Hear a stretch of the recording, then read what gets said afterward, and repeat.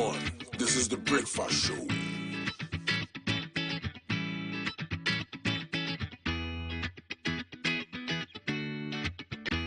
Live from GBC Studio 1. This is the Breakfast Show.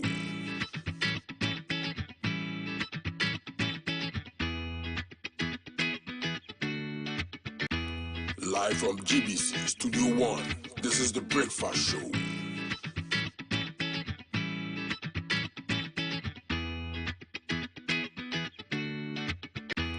Live from GBC Studio 1. This is the Breakfast. Are you ready? It's heat hot. And we are serving you breakfast. A la carte.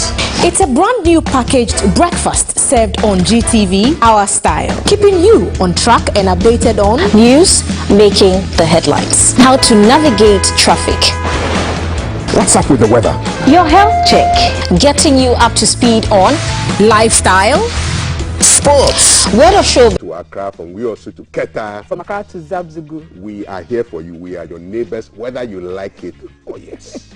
Good morning to you. Welcome to the show. Welcome to GTV Breakfast. What a joy it is to be on your screens once again.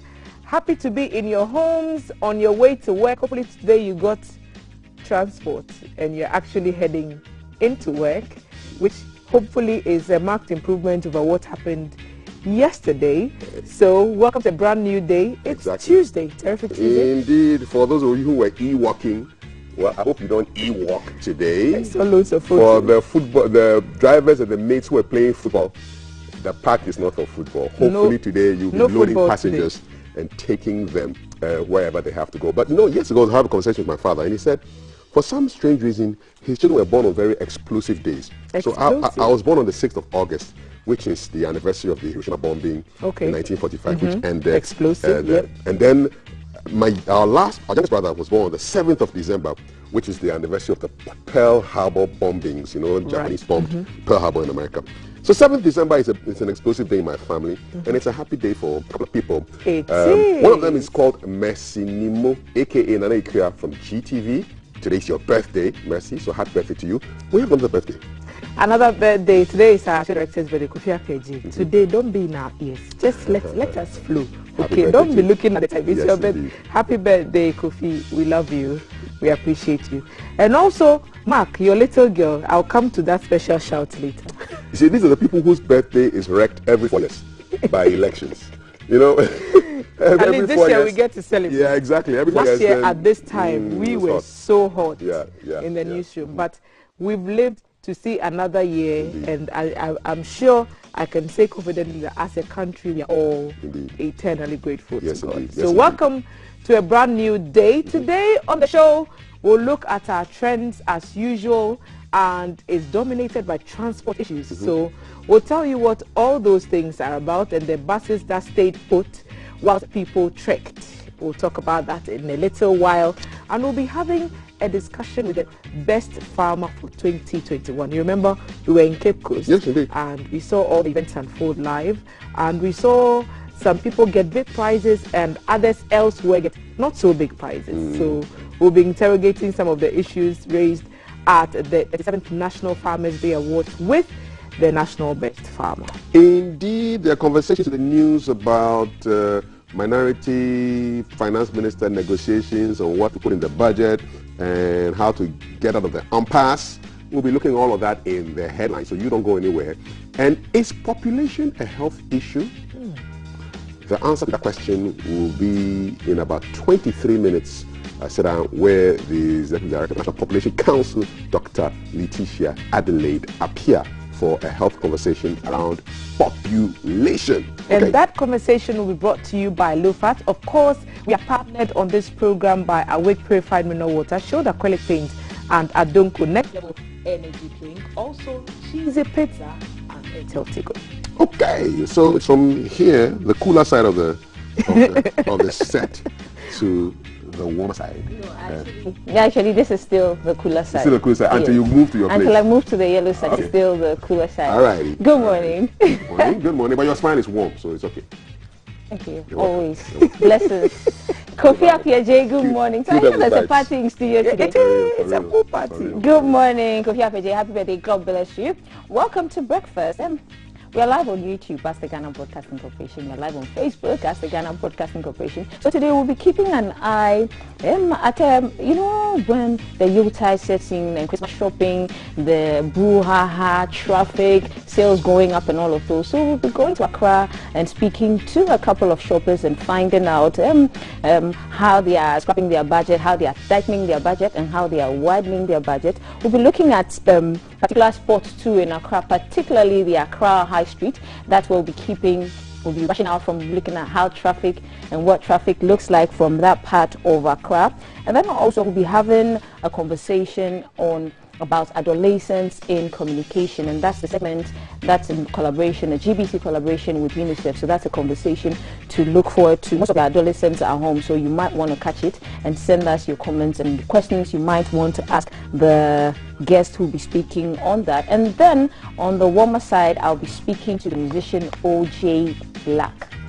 So we are going to find out who he is, how he got into music, and the current trends. Is it setting him down? Is it putting him up? All of those things. So we'll jazz it up a little too with what's happening on social media trends. We'll be looking at what's trending in the trends. For me, I have Nana Akufo-Addo. Nana Akufo-Addo is trending. The president of Ghana is trending. You know why the president is trending? We'll be looking at these trends in the social media trends coming up shortly after I'll hand over to T and Cuff. Indeed. Sack is also trending. Seriously, man. Be kind to Sack. They lash out too much. No. They lash out too much. Why not?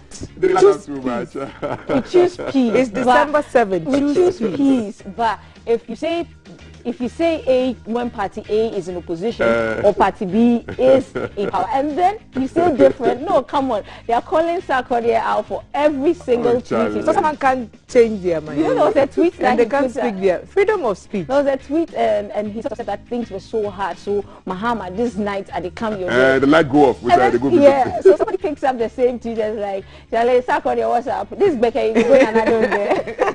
Charlie, the internet doesn't lie. Ghana, does not you have to love this country. Yes, people archive your tweets and they will just play them back to you. So those are conversations we'll be having pretty soon. If you love what you see and you're watching us on your phone, you know what to do. Just share it, whether it's Facebook or YouTube. Just share it so that people can also enjoy it. Should we tell them the surprise that we have doing? You know, for all those who watch us online as well. Okay. I won't mess it up. But let's go for our wisdom nugget. Indeed, it's from Dr. Kofi Osei Kusi. And he has one word, B-E-L-I-E-V-E. Believe. Good morning.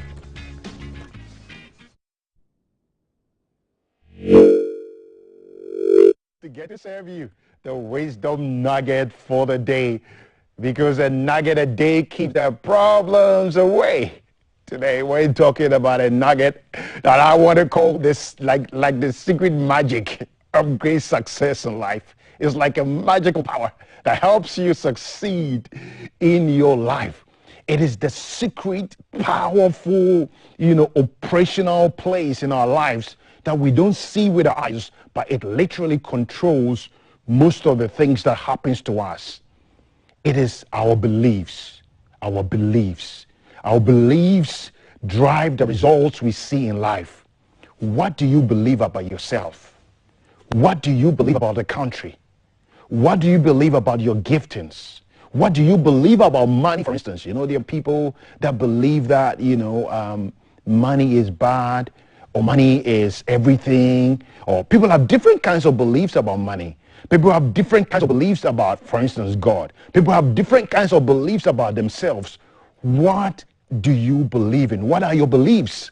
Your beliefs is like the magical power that is able to help you achieve whatever you want to achieve. Because if you believe you can do something, for instance, you're going to be able to do it, or at least you're going to make the effort to doing it.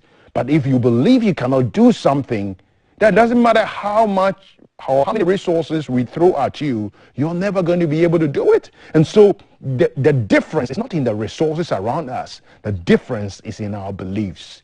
As you go through today, ask yourself and, sometimes audit yourself or investigate yourself and try to check out the things that you believe in. Because for many people, their beliefs are quite faulty, or their beliefs are quite negative, or their beliefs kind of hinder them from achieving the things they want to achieve. So they have big dreams, but their belief system is very counterproductive. What do you believe in? Work on your beliefs. Make sure that your beliefs are positive. And one of the things you need to believe in, you need to believe in yourself. You need to believe that you can do it. It doesn't matter, growing up, the people that told you you were a failure and the people that told you you can't make it. One of my greatest heroes is Albert Einstein. And Einstein was one of those young people in school whose teacher told him he was dumb.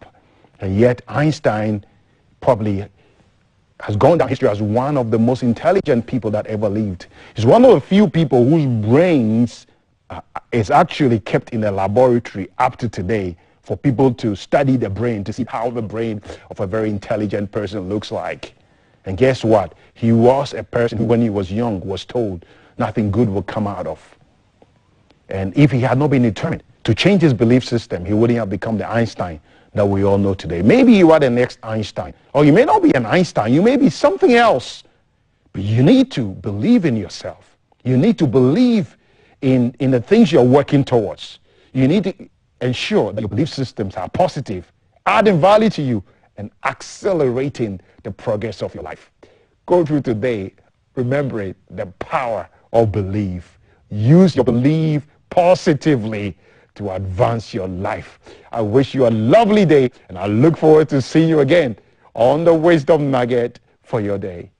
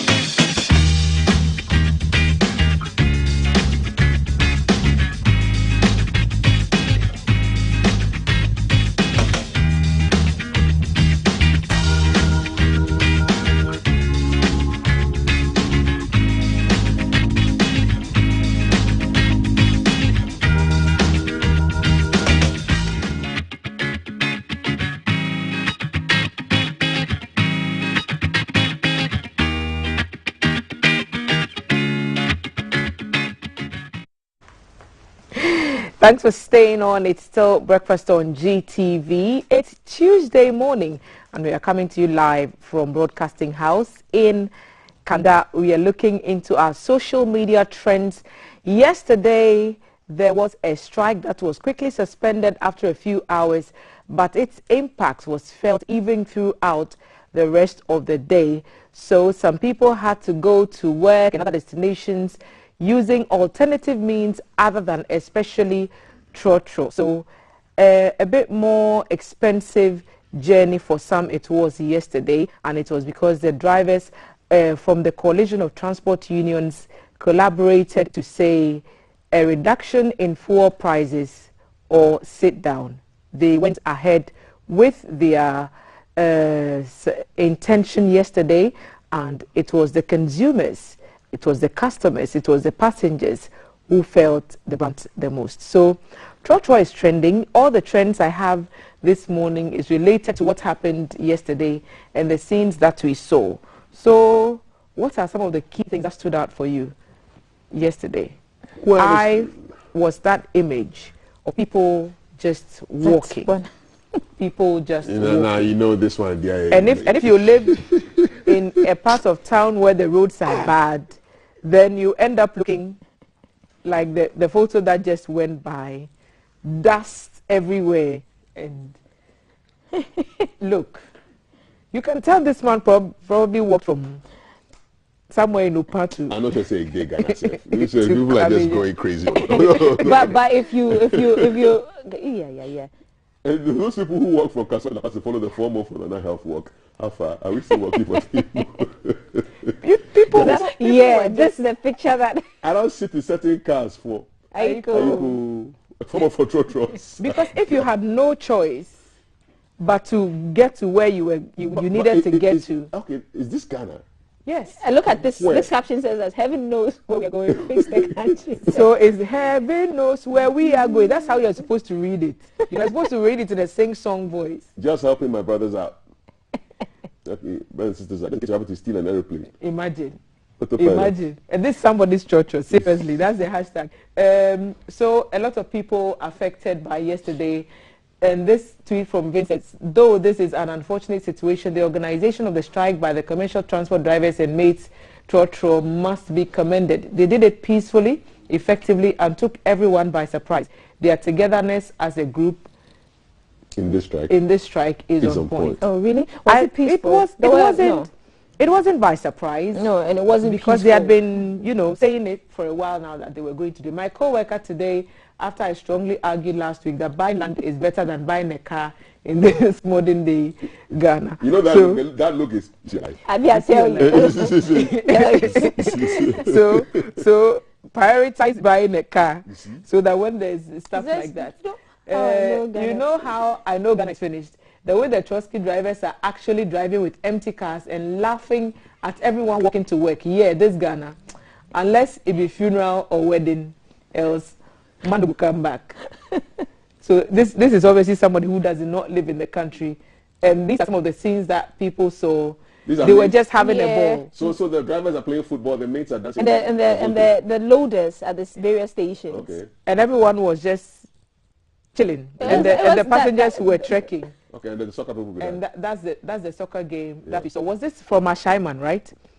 And so we saw these.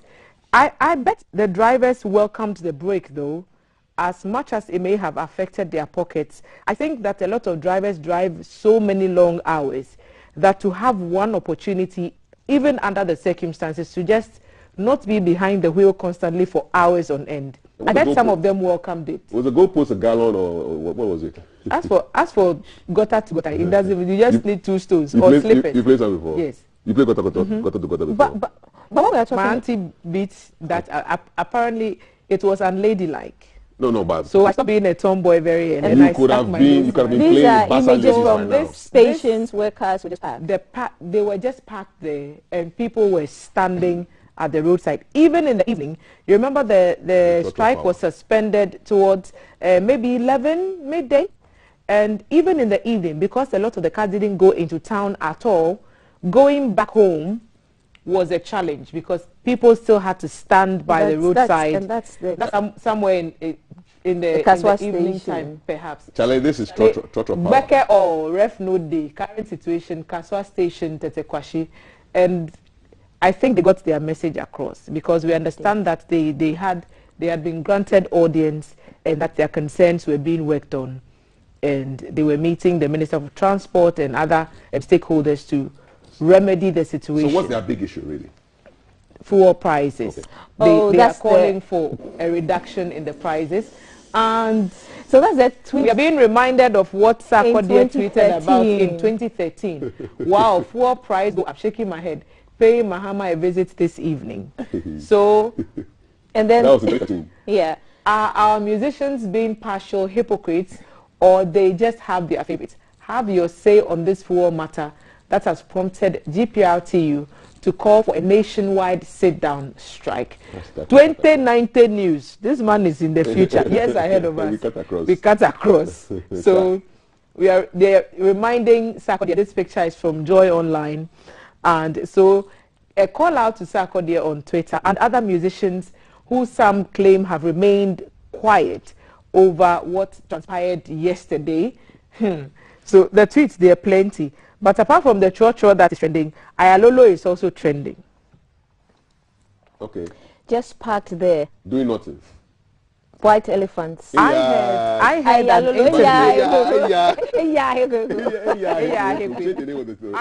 heard an interview by one of the people in charge at Ayalolo say that they had deployed over 100 buses yesterday. So I don't know where they deployed the buses from or to. But that's what I heard. So just FYI. And well, somebody's asking, yeah. I learned 110 Ayalolo buses had been deployed to work. I asked where they are working. Were they working already in Nkrumah, Ghana, Pani, SMH? with Kufuor buses and Ayalolo, thought we should have improved, multiplied their numbers and spread them even more to regions, judging from the high patronage it enjoyed. Looks like with all our titles and degrees, we can't simply manage anything better. Nothing. That's Sadiq Adam speaking. So what happened to Kufuor buses? And it was a question a lot of people were asking.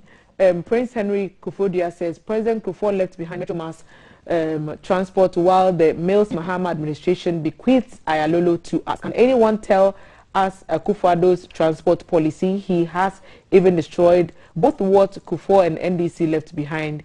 Hashtag KBA, GPRTU must stand firm. The future is pregnant. So opinions expressed by persons across social media platforms. We are seeing some of the Metro Mass buses in the background there. Of course, the rail has been down and it hasn't worked due to rehabilitation works. And the impression or the belief is that if all these systems were working correctly, perhaps the scenes that we saw would not have been as profound, and they would, like Valerie is saying, would provide an alternative. Yeah. Because, I mean, who the train will be faster anyway if you're coming from Accra. I mean, if you're going from Tema to Accra immediate. So, yeah, we could have had alternative routes. Somebody actually put a tweet yesterday out. Helicopter sort of, we had just made this thing. I'll look for it and pull it up for the guys. I tell you. Ayalolo didn't go anywhere yesterday, is what some were saying.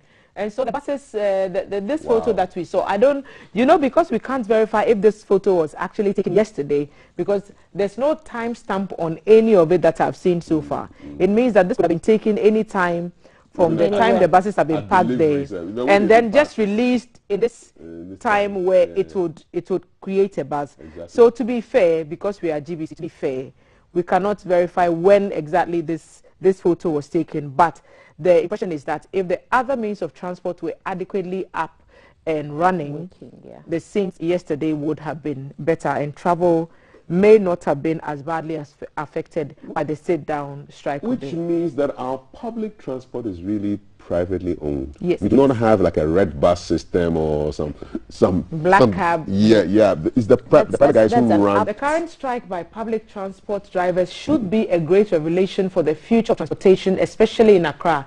It's time we had BRT Ayalolo expanded and invest in inner city railways and trains, both Medina. So, what happened to the Sky Train?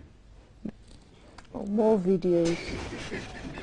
In Accra, GPRT drivers have declared a strike due to high fuel prices. This morning, commuters have to walk miles to work as the Trotro drivers have resorted to playing football at the stations. Do you think this is a justified action by the drivers? And so that's because GPRTU is also trending. So Trotro, Ayalolo, GPRTU, a lot of transport related tweets. This GPRTU Trotro driver strike situation reminds me of the saying, no job is really useless. Almost always we hear of how Trotro drivers are disrespected or looked down upon, but these group of people play a role in our daily livelihood. Philosophers have woken up. Somebody look at someone's feet. No, come on, man. Get out of here. With today be today. You carry this thing to go work, please. But have you guys realized that there's this thing about Ghanaians in general, like really serious issues. We always find a way to add humor. I think it's how we cope. Otherwise you cry. I think it's how we add humor. I think it's a coping mechanism. So we have to cope somehow. So let's see what the next stage of the story would be as it continues to develop. That's where the transport issue is concerned. Should we expect a reduction in the fuel price anytime soon? And what should the drivers do in the meantime whilst negotiations are ongoing? There are questions that we will have answers to in the coming days, hopefully, and we will serve all the details piping hot to you when it unfolds. Yesterday, we asked a cheesy quiz question, and the answer was no. It was not monkey, it was not donkey, none of that. So we asked, what has many keys but can't open a single lock? the answer we were looking for was a piano. So a piano has many keys, but it cannot open 88 keys. a single lock. 88 says the instrumentalist. Yeah. Oh, wow. Black and white. 88. So, Kaf, obviously, you're a pianist. So Thank you. know. Thank you. I just know there are black and white keys. Yes, 88 of them. And the people who answered quickest first, so they are the ones we are showing on your screen. Vishnu Coleman in Cape Coast, Natasha Kwache from Abilinkwe, and Anne Sherita Demfua at 37. Hello, Vishnu Coleman, Natasha Kwache, and Anne Sherita Demfua. I think you are seeing some known faces. No, Vishnu. Look at Vishnu.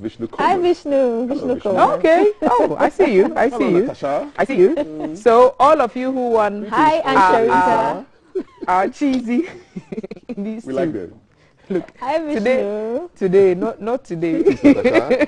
So you are winners. Congratulations! You won some vouchers to get yourself delicious pizza from Cheesy Pizza, and it's all well and good. Grab some pizza, enjoy it, and let us know what you think. Take photos and send it back to us. Okay? Today. We are in December, so there's no question today. I want some small toli. Okay. In 1 minute toli. Okay. So 30 seconds. This has to do with Doomsaw. In the Doomsaw days, I went to a wedding. I was an MC, and when I came to introduce the chairman, you know, I said, what should I talk about you? What should I say about you? He says, well, I work at ECG, but don't say it. just say I'm an engineer, okay, and I'm married with children. So I did the introduction. Our chairman is an engineer. He's married with welcome, so, engineer, so. And then he takes the seat. 5 minutes after the introduction, the lights went off. Then you turned and looked at him. Then he turned at me and said, you see why I said not to introduce him. But hey, that's Kaf's story. Funny, Kaf is always telling the funniest stories. So there's more conversations coming up ahead in this program and ahead of Kofi. It's okay.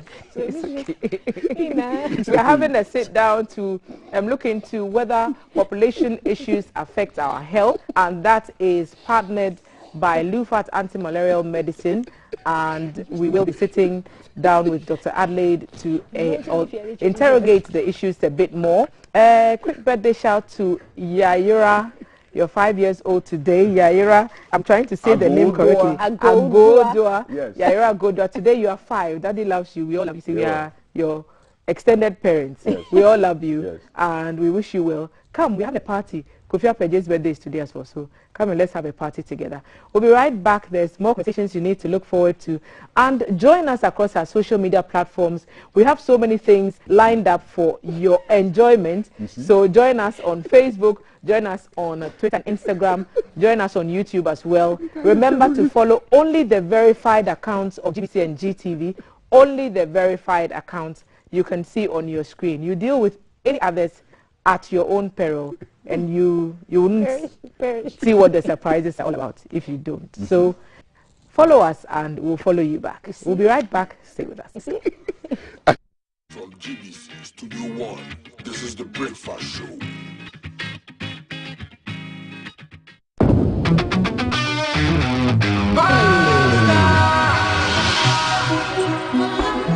And they call me UJ. Are you ready?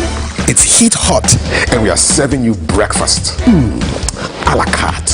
It's a brand new packaged breakfast served on GTV, our style, keeping you on track and updated on news making the headlines, how to navigate traffic, What's up with the weather, your health check, getting you up to speed on lifestyle, sports, word of showbiz, what's hot and what's not.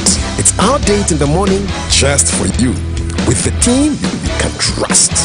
It's breakfast weekdays at 6 a.m. Don't be late. Good morning, my neighbors. Good morning. Good morning, everyone. Good morning. It's a good morning, and we serve you breakfast. Not just any breakfast. Sizzling healthy. A la carte. Yeah, all the time. Okay, let's take a peek.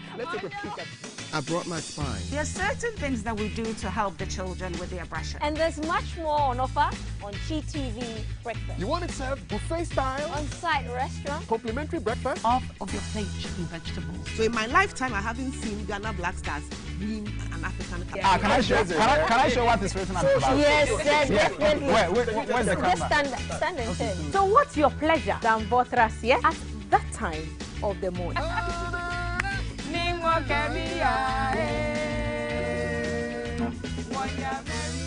So never skip breakfast. On GTV Breakfast. From Monday to Friday at 6 a.m. We've got you covered with a trusted team.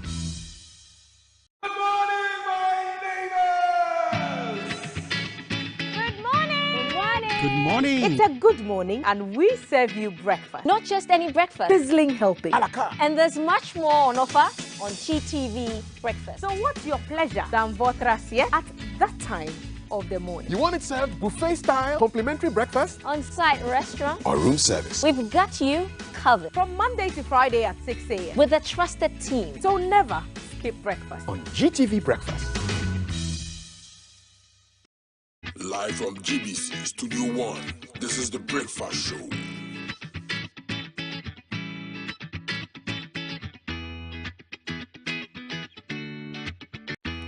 Live from GBC Studio 1, this is the Breakfast Show.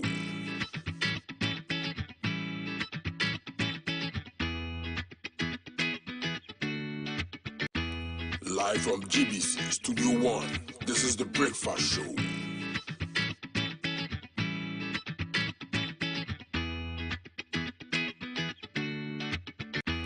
Live from GBC Studio 1, this is the Breakfast Show.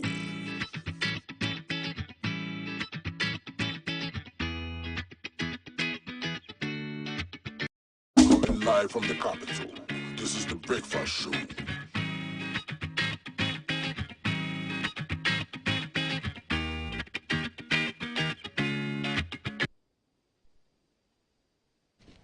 Good morning and welcome to the show. In case you just joined us, you've missed 34 minutes, but don't worry, there's a lot more ahead.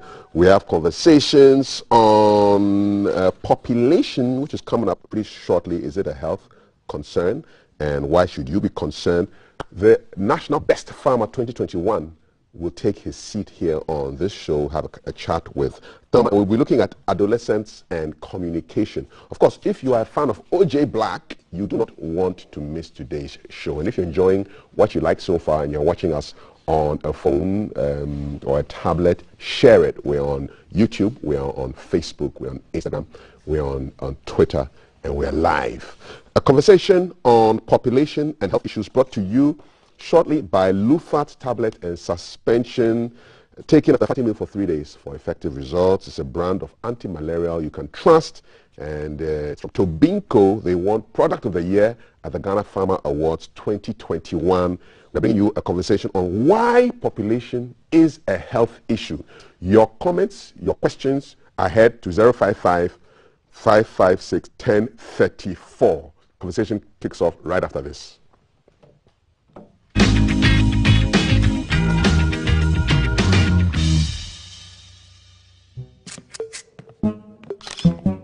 The show was a jar of bar anyone conquer dim. The groom is sick. What? Malaria. Are you ready? It's heat hot and we are serving you breakfast. A la carte. It's a brand new packaged breakfast served on GTV, our style, keeping you on track and updated on News making the headlines. How to navigate traffic. What's up with the weather? Your health check. Getting you up to speed on lifestyle, Sports. word of showbiz, what's hot and what's not. It's our date in the morning just for you. With the team you can trust. It's breakfast weekdays at 6 a.m. Don't be late. Good morning, my neighbor. Good morning. Good morning, everyone. Good morning. It's a good morning and we serve you breakfast. Not just any breakfast. Sizzling helping.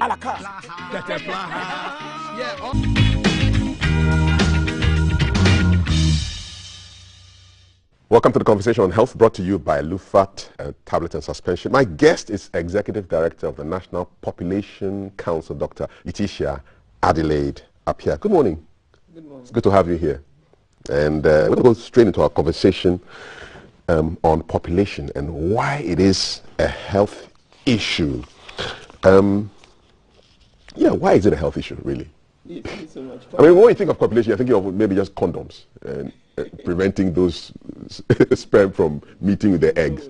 Population is a health issue because, you know, the outcome of your birth really determines the long-term outcome of your life.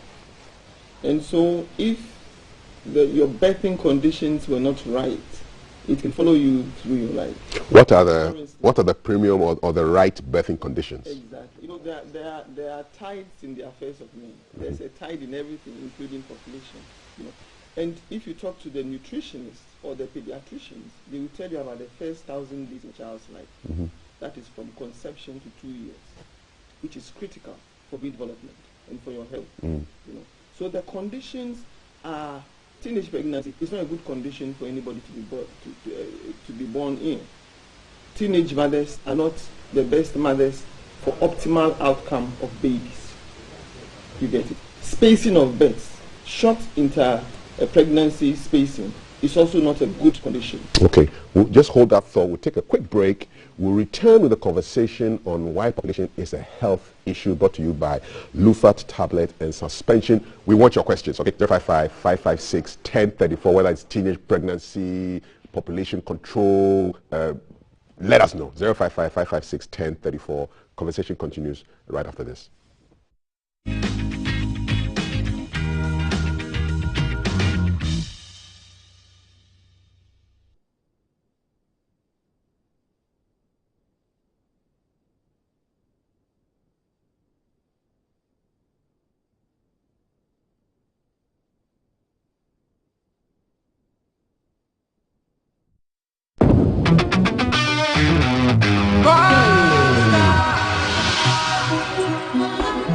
And they call me Eugene.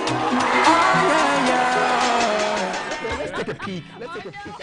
I brought my spine. There are certain things that we do to help the children with their brushing. And there's much more on offer on GTV Breakfast. You want it served buffet style? On-site restaurant. Complimentary breakfast? Off of your plate chicken vegetables. So in my lifetime, I haven't seen Ghana Black Stars being an African country. Can I show what is written on the back? Yes, definitely. Where's the camera? Just stand and turn. So what's your pleasure than Votras, yeah? At that time of the morning.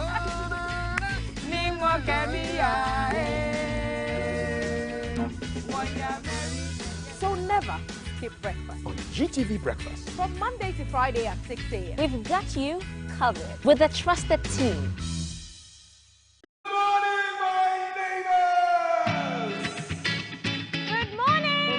Good morning. It's a good morning and we serve you breakfast. Not just any breakfast. Sizzling healthy.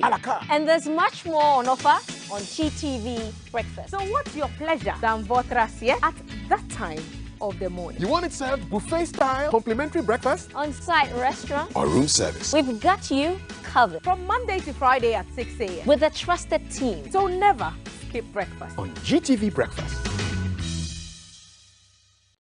Live from GBC Studio 1, this is The Breakfast Show.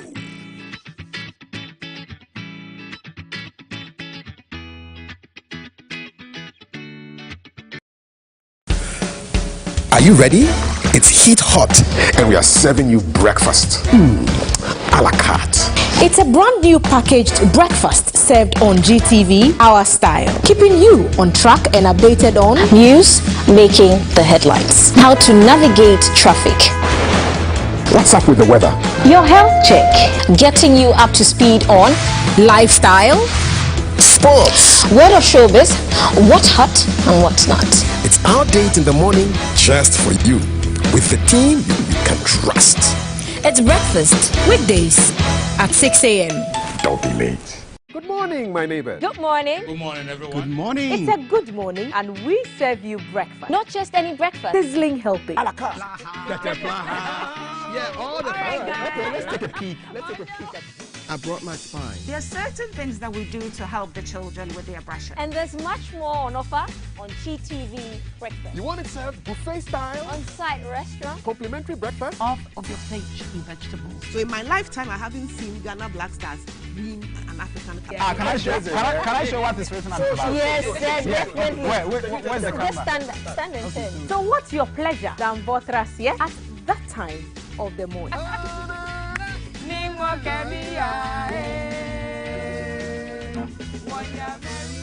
So Never skip breakfast. On GTV Breakfast. From Monday to Friday at 6 a.m. We've got you covered with a trusted team.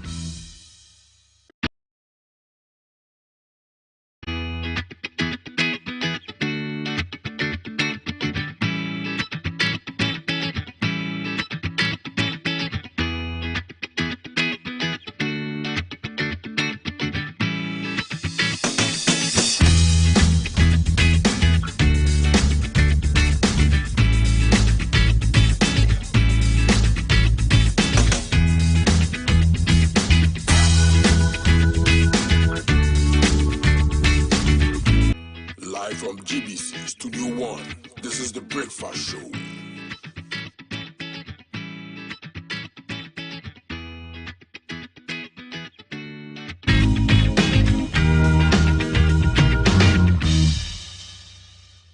Welcome back. It's a conversation on population being a health issue brought to you by Lufat Tablets and Suspension. My guest is Dr. Letitia Adelaide Appiah, Executive Director of the National Population Council. Your questions, 055-556-1034. So before we throw the break, you were talking about what the optimum conditions for a perfect birth are. And you said teenage pregnancy is definitely not one of them. It's definitely not one of them. Why? Because the outcomes are not good. Because the teenager is growing and the baby is growing. And for optimal development, the mother should be in perfect condition so that the baby would have optimal growth. Okay, so there's a slide that you would like to see on the screen. Yes. It has to do with the outcomes. The outcomes, yes. Okay, so talk to me about that. Exactly. So these are the outcomes of birth. You know, what population policies does is actually to reduce the poorer outcomes, like the preterm babies, the small for age babies, the intrauterine growth retardations, and then you have normal birth babies, because there are health implications and also financial implications. The normal baby, as you can see, has a good start in life. The one on the left? The one on the left, okay. Yes, has a good start in life. And if you are healthy at birth, you'll be a healthy toddler, and you can go to healthy preschool. You can learn to read. Then it continues. But then if you have complications, as we have in a lot of the high-risk pregnancies, then you have preterm babies who already have barriers. So barriers to health, barriers to education, and then it continues. Because it's always cumulative. We always have to look at life as a life course, not in isolation. The birth is, the prosperity of nations starts with the birth of people. Okay. And so if you have healthy births, and that's really what population policies stand for, to reduce the high-risk pregnancies and then increase the births that gives optimal outcomes. What is a preterm baby? A preterm baby is a baby born before term. And in medical terms, it's before 37 weeks. Okay. 37 weeks is a preterm baby. And the shorter, if it is if it's 37 weeks and below, it's a preterm baby. You can also have babies who are small for their age because of maybe maternal issues. Mommy wasn't eating enough, or what? The mommy probably has not got enough nutrients, because if you give birth to short intervals, the optimal is between 2 to 4 years. Okay, but if you give birth 6 months after another child, that can happen. It can happen if you do not take precautions. Even after a month after delivery, you can get pregnant. Lord have mercy. Yes, 28 days after delivery. If you don't do anything, you can get pregnant. Is it happening often in Ghana? It can happen, yes, I'm sure, but it does happen if we do not look at postpartum family planning. So there's a whole area of postpartum family planning that nations look at. People who have their births and their wraps really look at all this in totality. So timing and spacing are critical. Are so critical. It's just like the real estate. They talk about location, location, location. Every discipline has its own timing, has its own tide, I should say. For real estate, it's location, location, location. That's what they say. And for population, it's timing and spacing. So it's really timing and spacing for optimal outcomes. Is the message going down in Ghana? The message is probably not going down in Ghana because we probably cocked our ears and think that population management is controlling anybody, but it's not. It's a science for prosperity, because healthy births are foundations of prosperous nations. You cannot have a healthy nation when you have so many babies who are born compromised and they have barriers. That is why in the country you can have a whole district with BC and nobody really passes. But we should look down and see how they were born and who birthed them. Because you have places in the country where anemia amongst pregnant women is so high. And pregnancies among those women are also so high. So what are the outcomes of the babies? So we put the babies in a compromised position and then we beat them for not being up to task. Looking at Ghana, where are we doing well with respect to healthy births and spacing? Has your data really come down to that level where you can actually check where things are going well? Oh yes, yes. Let's have the second slide. Okay, I mean, there are two slides. Yes, indeed. So we can have the second slide, and then that brings to bear. It's about the 2017 Maternal Health Survey report. This is page 144. I want everybody to go and look at it. Okay, page 144. Yes, the 2017 Maternal Health Survey. What's the summary of that page? You know, the summary of that page tells us about the pregnancies that we had. We had low-risk pregnancies, okay? The low-risk pregnancies, which means that the mothers were between 18 to 34 years, okay? Then we had the unavoidable high-risk pregnancies. Unavoidable high-risk pregnancies are the first pregnancies within that period, 18 to 34 years. Because it's unavoidable, you have to reproduce, but it is high risk. So it is unavoidable high risk. So if you look at the unavoidable high risk pregnancies and the low risk pregnancies, those pregnancies amounted to about 51%. 51%? Yes. Then the rest of them, the avoidable high risk pregnancies, was about 49%. And this is our data, the data we have. What does that mean for Ghana? It means that, just listen to the name, avoidable high risk pregnancies. That's how they labeled it. Avoidable high-risk pregnancies, which means that those pregnancies are supposed to be as much as possible reduced because of the health implications and financial implications. The cost of taking care of a preterm baby is about 5, 6, 7 times the cost of taking care of a term baby. Because a term baby would not need NICU services. NICU is the neonatal intensive care services. Yeah. You would not need pediatric services. You would not need so many other services. You know, the term baby is born 2 days, goes home, so that the doctors will have time to take care of the few who would have those conditions. But then if we flood our facilities with teenage pregnancies and child marriages and all those things, then it becomes an issue. Are we improving? If you look backwards, say 20 or 30 years, is the situation improving? Well, the situation is improving, but we could do better, because to have more than about half your births labeled as avoidable high risk, it is like avoidable road accidents. It's avoidable. So why would you want to go through it and pay the price? You know, why would you want to go through it and pay the price instead of preventing? Because prevention is always better than cure.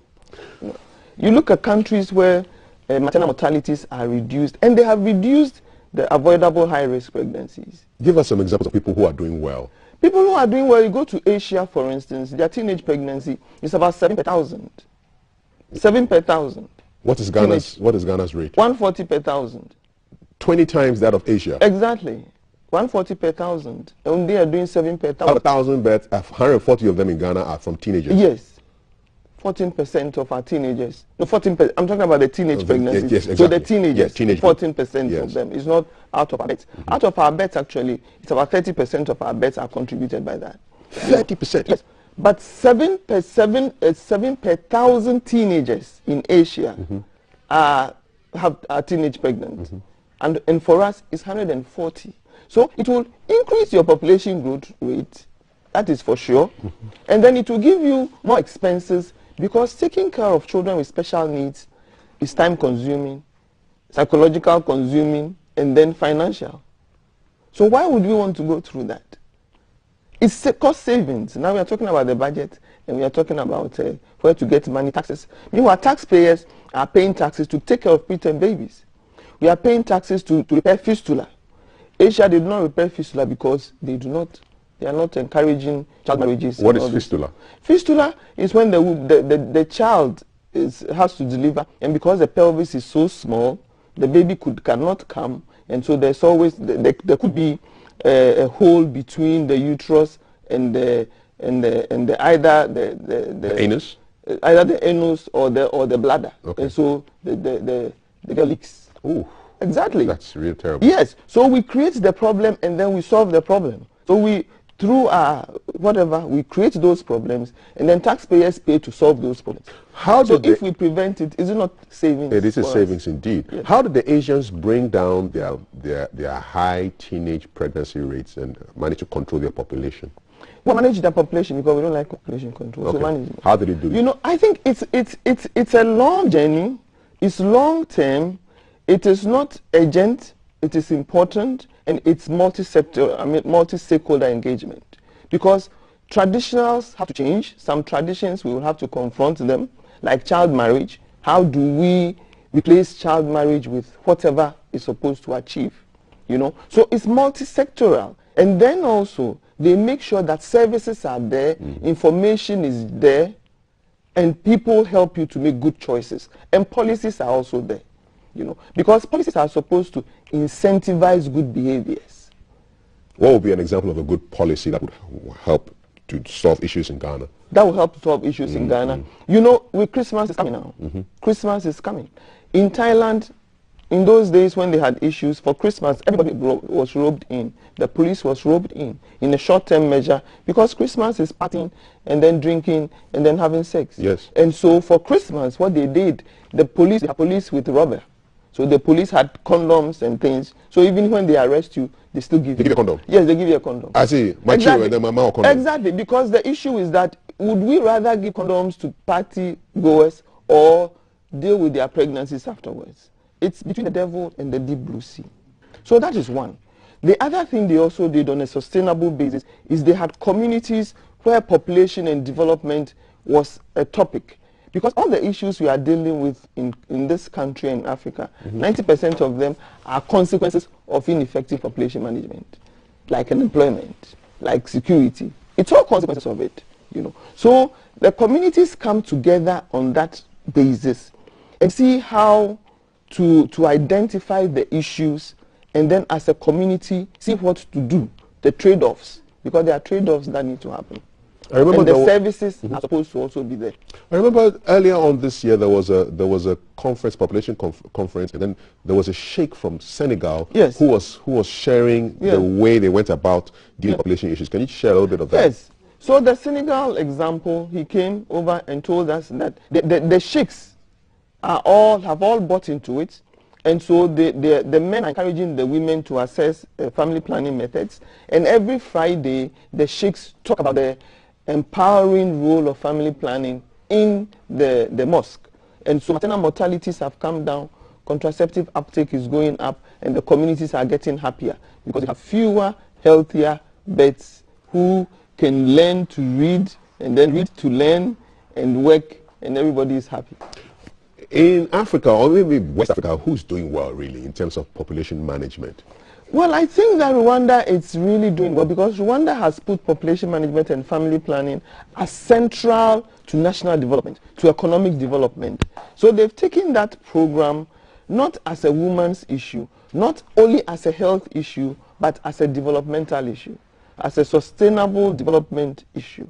So they have put it central to development, and they are really rolling out a lot of their postpartum family planning programs. Postpartum family planning, a woman can have a method 10 minutes after delivery.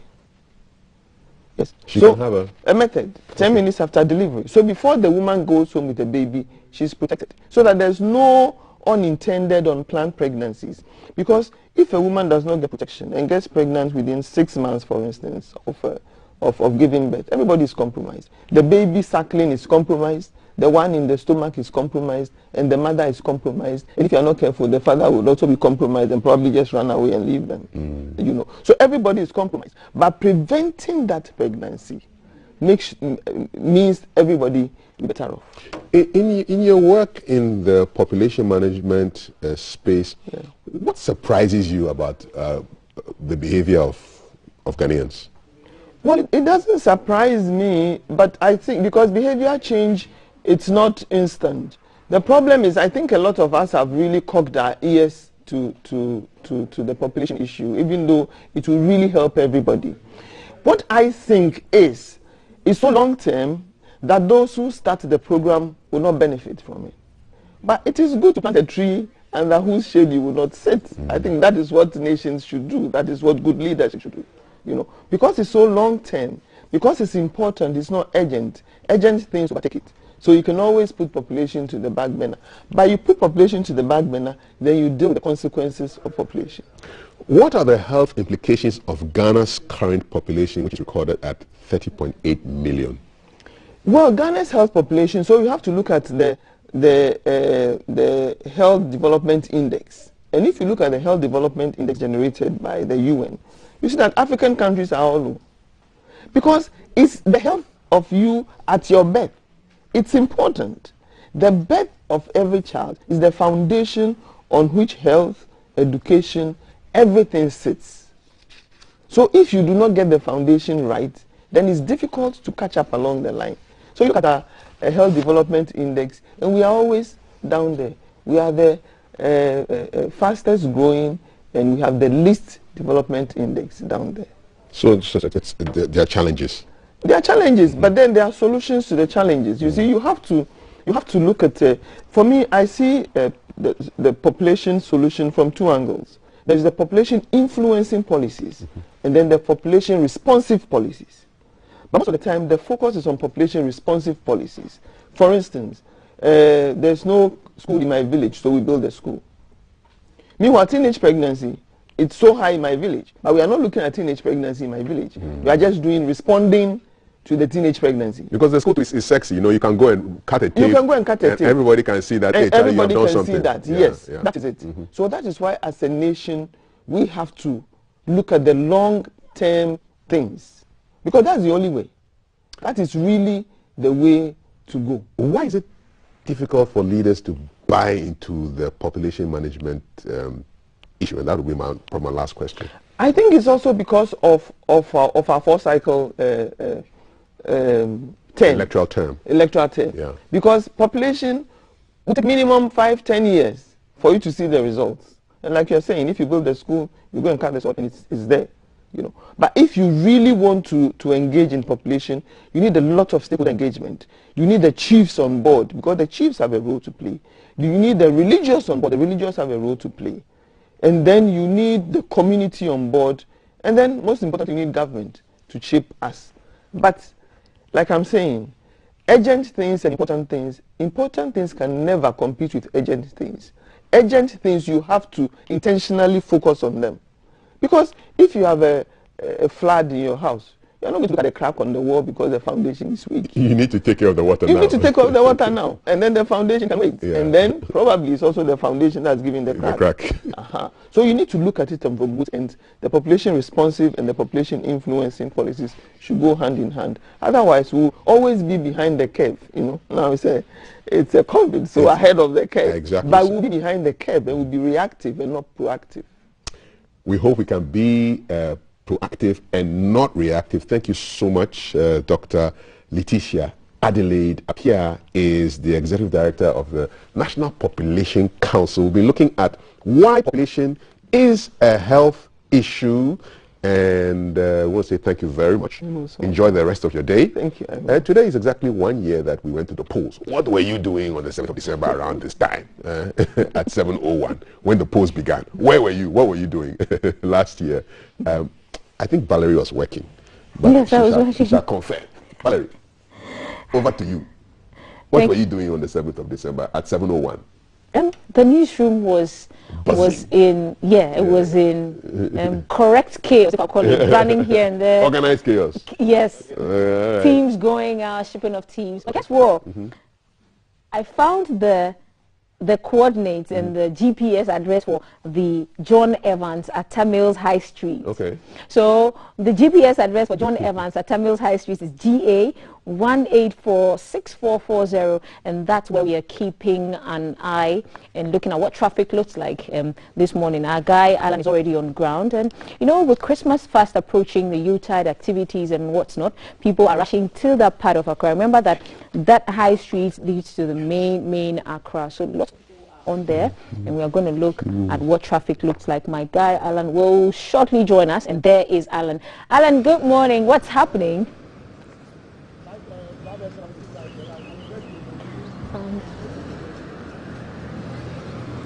Hey, good morning, Valerie. Welcome to the John Evans Mills High Street in the Greater Accra region. Absolutely, the air is really very breezy, and guess what? It reminds me of that Michael Bublé song. It's beginning to look a lot like Christmas. Out here on the high street, life as usual is normal. Traffic flow, I must say, is relatively calmer than it would be giving a normal Christmas or Christmas approach time. But there are a number of reasons to that. And before we come to consider traffic, let me mention a few landmarks out here on the John Evans Mills High Street.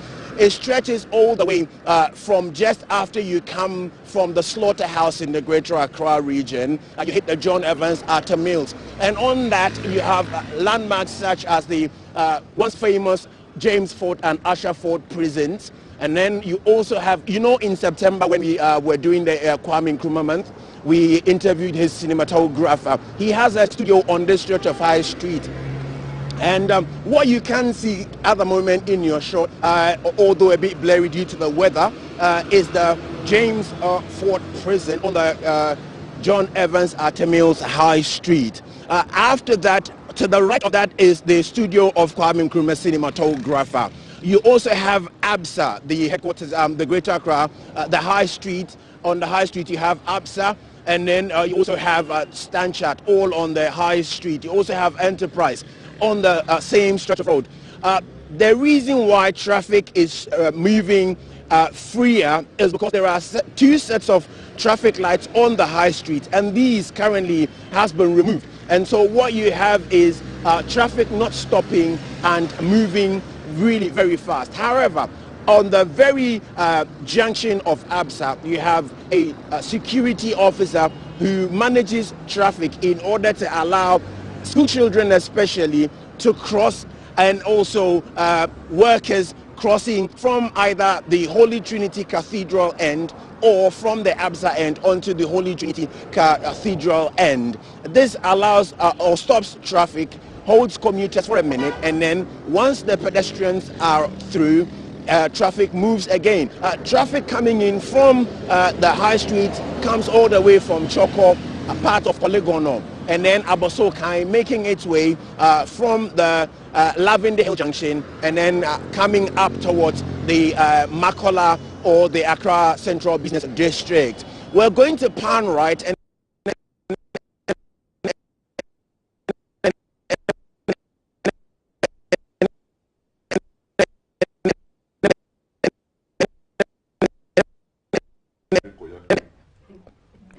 so we blame technicalities for that, but that was Alan who came to us with what traffic looks like on the Mills Highway. And the show is made possible by Awake Purified Water, Adonko Next Level Energy Drink, Shield, Credit Paint, Lufat, Cheesy Pizza, and Airtel Tigo responsible for the lifestyle segment. Now, conversations to look forward to during the show. We still have that conversation on the Okada operations during the Yuletide.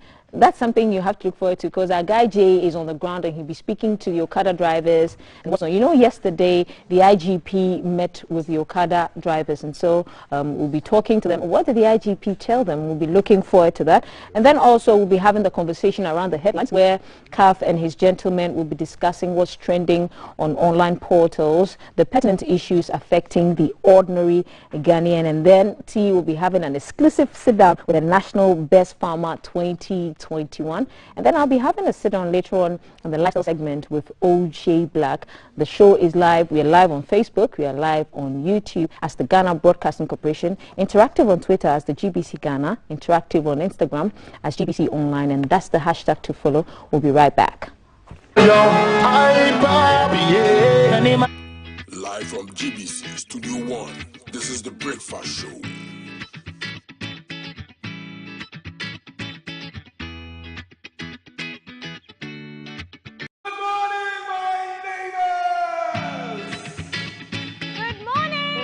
Good morning. It's a good morning, and we serve you breakfast. Not just any breakfast. Sizzling healthy. And there's much more on offer on GTV Breakfast. So what's your pleasure than Votrasia at that time of the morning? You want it served buffet style, complimentary breakfast? On-site restaurant. Or room service? We've got you covered. From Monday to Friday at 6 a.m. With a trusted team. So never skip breakfast. On GTV Breakfast. Good morning, my neighbor. Good morning. Good morning, everyone. Good morning. It's a good morning, and we serve you breakfast. Not just any breakfast. Sizzling healthy. Yeah, all the time. Okay, let's take a peek. I brought my spine. There are certain things that we do to help the children with their brushing. And there's much more on offer on GTV Breakfast. You want it served buffet style, on-site restaurant, complimentary breakfast? Off of your plate should be vegetables. So in my lifetime, I haven't seen Ghana Black Stars win an African Cup. Can I show what is written at the back? Yes, definitely. Where's the camera? Just stand and turn. So what's your pleasure than Votrasia at that time of the morning?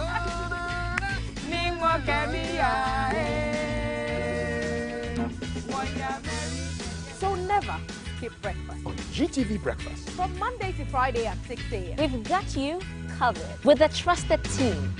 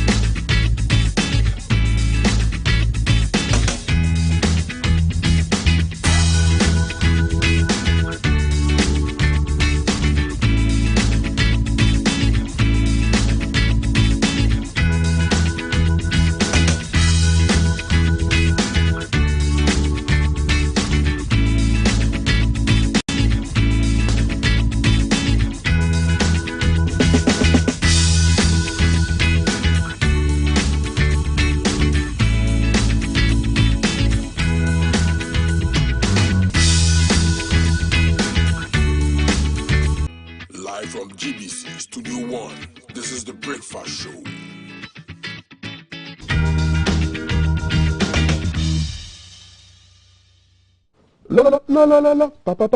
I love that song, man. Stonebwoy and Tenny. And I'm thinking, listen, so Stonebwoy has Beam Nation. Shatta has SM, Shatta Movement. SAC, I think, is SAC Nation. Wendy Shea is the Shea Gang. Shall I need one? Give me one of these groups, man. Is it CAF Tribe or CAF Nation or CAF Gang or CAF what? Community? I don't know. You find one for me. Okay, 055-556-1034. I'm loving it. Give me one. Give me a grouping. All right, give me a grouping. Okay, so welcome to the show, and it's so good to have you here. If you're enjoying our show, share it on YouTube, on Facebook. Just share it. Sharing is caring. All right. We're into the headlines right now. My guests. Dr. Eric Odro Osai, he's a government expert, he's a lawyer, accountant, Director General of the Internal Audit Agency, and then Dr. John Koku Mensah Mauto, he's the Dean of the School of Graduate Studies at the UPSA. Gentlemen, both welcome to the show. Thank you. Thank you. I want to dive through the headlines and then we'll jump into the stories. So the Daily Graphic is leading with a couple of headlines. 2022 budget, government makes concessions. No consensus yet on e-levy, says the finance minister. Vaccinate against COVID-19, WHO rep appeals to the public. Fight against corruption will succeed, says Justice Domachare. And 6 busted over AK-47 rifle deal. So those are your headlines from today's Daily Graphic. Guardian Times, if I can find it, I will read it. So transport operators suspend sit-down strike. 20 drivers arrested for obstruction during sit-down strike. Minority chief whip, lack of permanent framework for dialogue among parliament leadership worrying. That's on page 11. Now the business analyst leads with household spending forecast to grow by 4.2% in 2021, 4.7% in 2022, says Fitch Solutions. Economic growth forecast at 4.1% for 2021 and 4.9% for 2022 are some of the headlines. I see also Free Zones authority to build 3 industrial cities. Now, the Meridian says what? E-levy is our greatest opportunity to broaden the tax net, says Finance Minister Ofori at BNFT. Rich cultural display heralds Joabin Durban. Government modifies 2022 budget, just to name a few. Let's kick off with the strike, though. So it caused a lot of walking in town yesterday. I was seeing all kinds of jokes on social media, e-walking amongst one of them. But there was a strike by the transport operators. That is what is leading in today's Ghanaian Times. It's being suspended. Drivers have been arrested for obstruction during this sit-down strike. Were we caught by unawares, Dr. Osai, by this action by the transport operators, which appeared to be quite a coordinated, concerted effort to drum home their concerns? Thank you very much, and let me say good morning to our viewers. We were not caught pants down. I think it was something that was anticipated. We started seeing all this while that, look, if we are not able to reduce fuel prices, which directly affects their operations, then we should give them the opportunity to increase the transport fares. But that would also have an effect on the economy. I think that it was something that it was expected. If government indicates that it was not expected, I'll be surprised. But I was also thinking that because of the budget approval brouhaha, things are yet to settle for a firm decision to be made on that one. Because if you have not been able to approve the budget and you don't see it very clear, it becomes difficult to make certain firm commitments. So I want to believe that that was what happened. But I thank God that gradually it is settling. And this morning I hear that GOIL is in the process, if they have not already done that, to lead the way towards reducing the prices of fuel. Once they have done that, I'm told they have done that. Once they have done that, it would encourage others to reduce the prices of fuel, which will indirectly impact on the work of this transport operators. But I think that they should be, they should have a coordinated front. The fragmentation is really not helping, so they can engage government properly. But I also think that government should take them serious because they are an important part of the public transport sector, especially when our urban transport system has not really been effectively implemented. So all in all, I would plead with them to give government some time, be patient, and then see what happens now that GOIL has led the way by reducing its prices, I think by about 0.15 or something, because of the way the industry operates. It will have a positive impact on their operations, I believe. Dr. Mauto, so I'm looking at tweets by the president and the vice president from way back in 2016. This is what the president said. I've seen how drivers, both private and commercial, struggle to pay for the high prices of fuel and insurance premiums. Then I see Dr. Baumia's tweet also. To the taxi and trotro driver who has been hit by the high cost of fuel insurance, you have a chance to #vote for change. So when you look at these tweets 5 years ago, and then now you look at what is happening today, what runs through your mind? All right, Governor, maybe also greet my senior brother as well as yourself and thank you. Our viewers. Indeed, this is a testimony of the fact that when you are out there, things look so different, and we have to accept and admit that we are getting to a stage where politicians cannot just do politics with everything.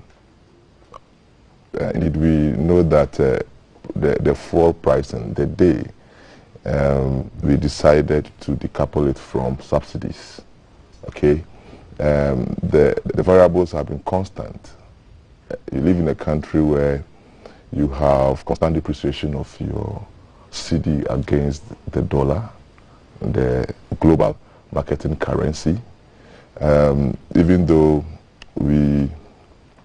one could say we extract oil in Ghana, but we don't buy oil with Ghana cedis. So the variables that influences the pricing of oil will always remain constant, like depreciation of your currency, the prices of crude oil on the global market. I think the whole of last week the price had reduced, but trust me, it is not the major determinant. If you want to juxtapose country Ghana to US, okay, because we have to generate revenue in cedis, translate it to dollars to go and buy fuel. So sitting out in opposition to probably predict and make it sound as if it is so easy to manage prices of fuel. Very soon, no political party will use that as some advantage to influence policy. So it's easy to sit in a position and talk. When you sit on the seat, I'm telling you, a whole new set of variables appear. That is it. That is it. You see, the major issue is how to sustain our currency. Okay. Or we decide we have to refine oil in this country. Indeed. Because the price of fuel influences every part of the economy. You just hold on a second, keep those thoughts in mind. I want to go to the line and speak with the chairman of the Parliamentary Select Committee on Transport, the Honorable Kennedy Osei Nyako. Good morning and welcome to the show. Good morning, Kapi. How are you doing? I'm great. It's good to have you live here on GTV Breakfast. And so we are reading in the news that, yes, the strike by the commercial drivers has been suspended. How does your committee respond to what happened yesterday, and going forward, what should be happening? Thank you for having me, and a very good morning to your cherished viewers. I think yesterday was very sad and unfortunate that things got to that level, because I was pretty much aware of some kind of discussion that have started in the past 2 weeks, that the ministry was still in engagement, speaking to the various transport organizations. But I believe things didn't go well. I mean, the expectation could not be met immediately, so they decided to go on strike. But thankfully, the president heard about it and invited the leadership to come for a roundtable discussions, which after the discussion there was some kind of agreement on some few issues, which both sides agreed to that. So that is the most important. I mean, it suspended the strike for now, and government is also doing everything possible to ensure that whatever agreement that we put on table, are able to also see to it that it's come to work. So that is what I think it is important. But we on the committee, for us, I think for even the transport operators or the truck drivers, for them to even agree in suspending the strike, to pave way or to even go back to work and also help our people to also get transportation to their various places of work. That one alone, I think, is a very big some kind of achievement, that which I think we need to applaud the transport operators for taking such a bold decision by or agreeing to suspend the strike. So I think, in a nutshell, we are happy as a committee. I think we are happy with the decision by the transport operators suspending the strike. What were the issues that were agreed upon which necessitated the suspension of the strike? Well, so already they are putting, the operators are putting some kind of proposal on the table, which they want government to abolish some of the taxes. So that was the discussion that was going on. But government made it clear to them that those taxes that they are asking government to take, it cannot happen overnight. It has to go through parliamentary processes to get it done. So it's going to take time. even with the earlier directive, the MPA should work with the Ministry of Energy to ensure that the price stabilization recovery levy, which is 16 pesos on petrol and 14 pesos on diesel, they suspend it for 2 months. Even with that, Parliament hasn't been able to work on it. So it's even that one is still hanging. It's in Parliament that we have not worked on it. So if we want to compound, bring additional one, it's going to take.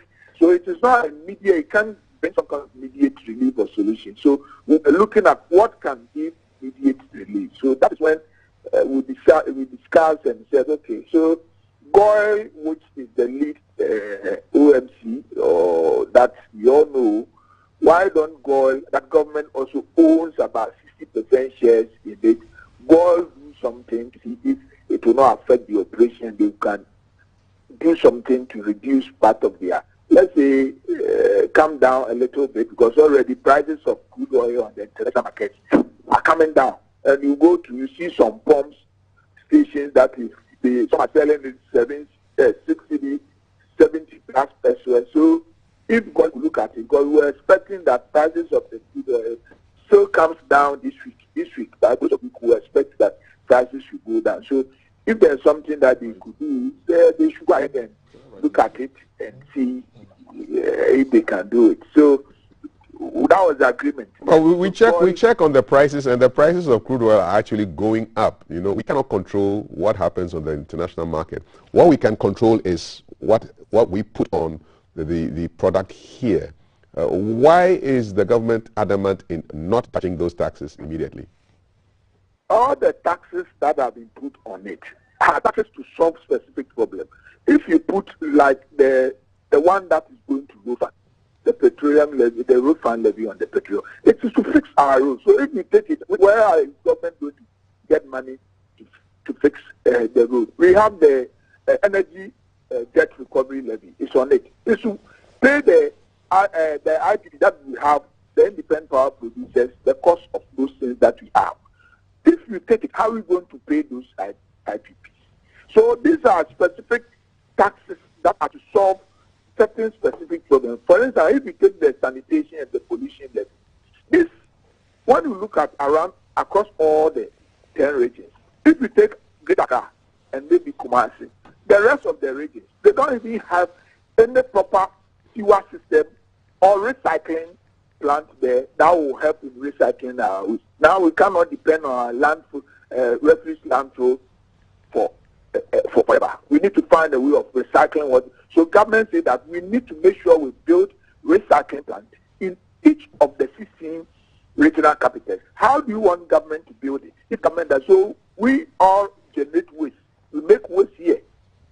Some even pay, others don't pay. They go and throw it away. So government says that, okay, as part of, let us put something small, raise money, and build this one. When we are done building it, we can suspend. So every taxes that government are putting on there is to serve a specific purpose. The one that government believes that, okay, this one we can do away with, that is the price stabilization recovery levy. Government says that, okay, we can do away with this one. We can suspend it for some time, which will not hurt us.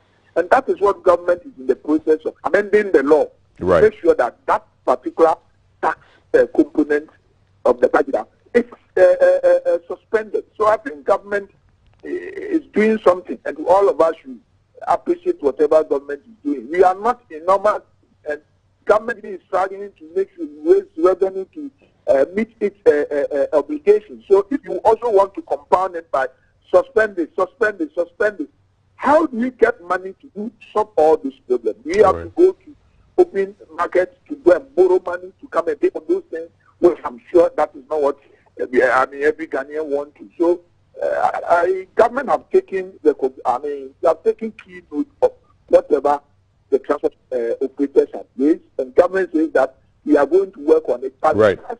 Make sure that by mid-year review next year, those tax components that we think that we can work on it and either reduce it or do away with it, we'll put it in the media and come and take it off.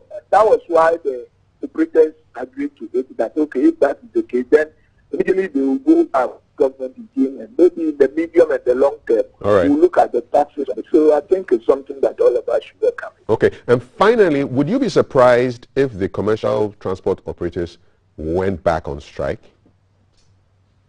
they will not go, because what we agreed yesterday at the meeting is what is being implemented. Today, this morning, you see that oil have reduced its price to 6 cedi 70 pesos from the 6 cedi 85 pesos. It means they've taken about 15 pesos per liter.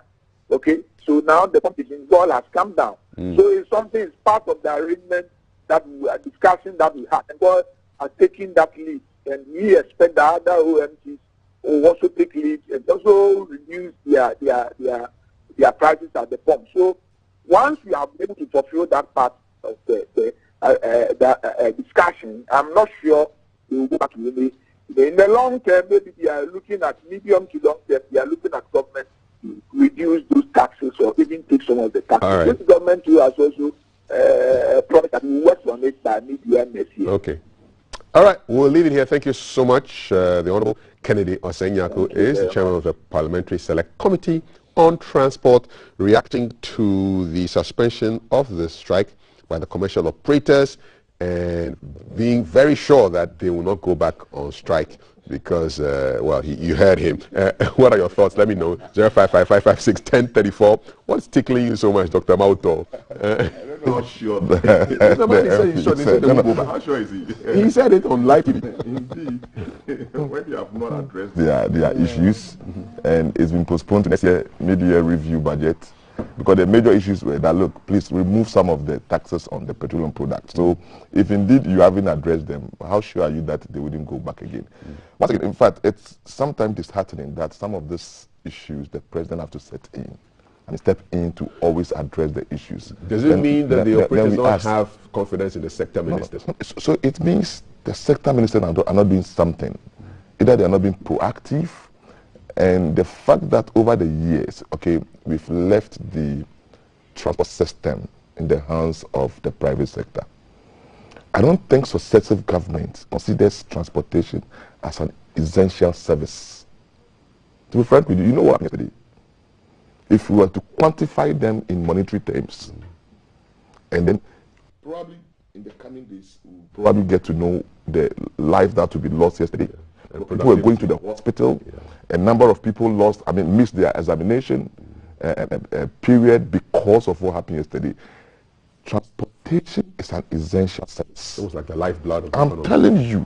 So it is time. Successive governments have failed in committing, significant investment in that area. How do you hear? We've sat here to even discuss the urban transport system, how it failed and all that. Fast rapid transport. I'm telling you, until successive governments admit that indeed this is part of a service we render to our people, like education, that without it, if you really want to promote businesses in your country, if you want to develop the economy, then we need to do something to the transportation sector. Dr. Sai, you heard the chairman of the committee and the comments from Dr. Mauto. I was also surprised the president had to step in. Because you are thinking that this is a transport minister issue, man. Deal with it. You see, when it happens like that, in governance, we see that the principle of subsidiarity is not working well. Because the president should be concerning himself with strategic issues, serious issues. So if these things get back to the president, you overburden the president with things that really do not matter at this stage as far as strategic direction of the country is concerned. But I want to agree with Dr. Mauto as far as investment in the transport sector is concerned. Some years ago, we started with an urban transport system, and I was expecting that urban transport system would work in such a way that you and I would not have to drive to the city center. We get to a point somewhere, and then we park our cars, and then we can get a transport that can take us to the city center, do our business, and then come back. It frees the city center, and you are sure of the using vehicle and all of that. But I don't know what happened. And then the Ayalolo came in. The Ayalolo too, I don't know what's happening to the Ayalolo. Well, and then we have the STCs of this world. The STCs also came in. And the other one, Metro Mass was also helping. So I think I want to agree with him.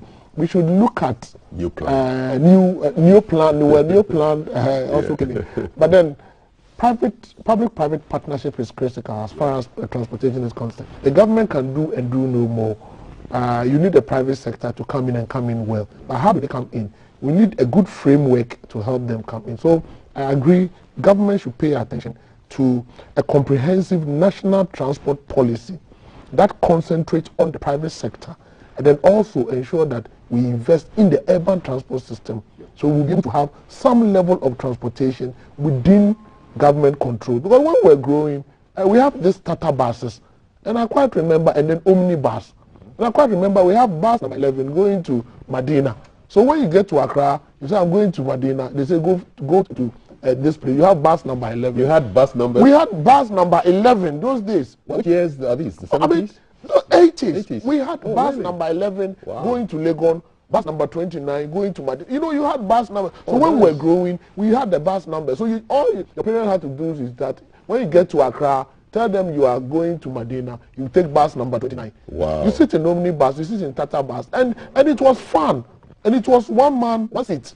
And it was fun. Now we have sec. I don't understand what's happening. So I think that it is not lost yet. Yeah. We need a national comprehensive policy on transport, which considers the private sector and then government intervention, with government providing the enabling environment and the resources and capitalization to ensure that the private sector delivers. Because what happened yesterday, they could have held us to ransom.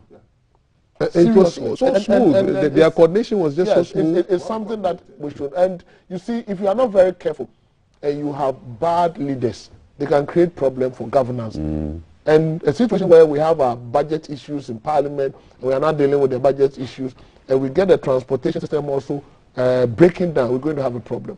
So I advise government to pay attention to a national comprehensive transport policy that would make sure that these things will not happen again. What do you think? Let us know.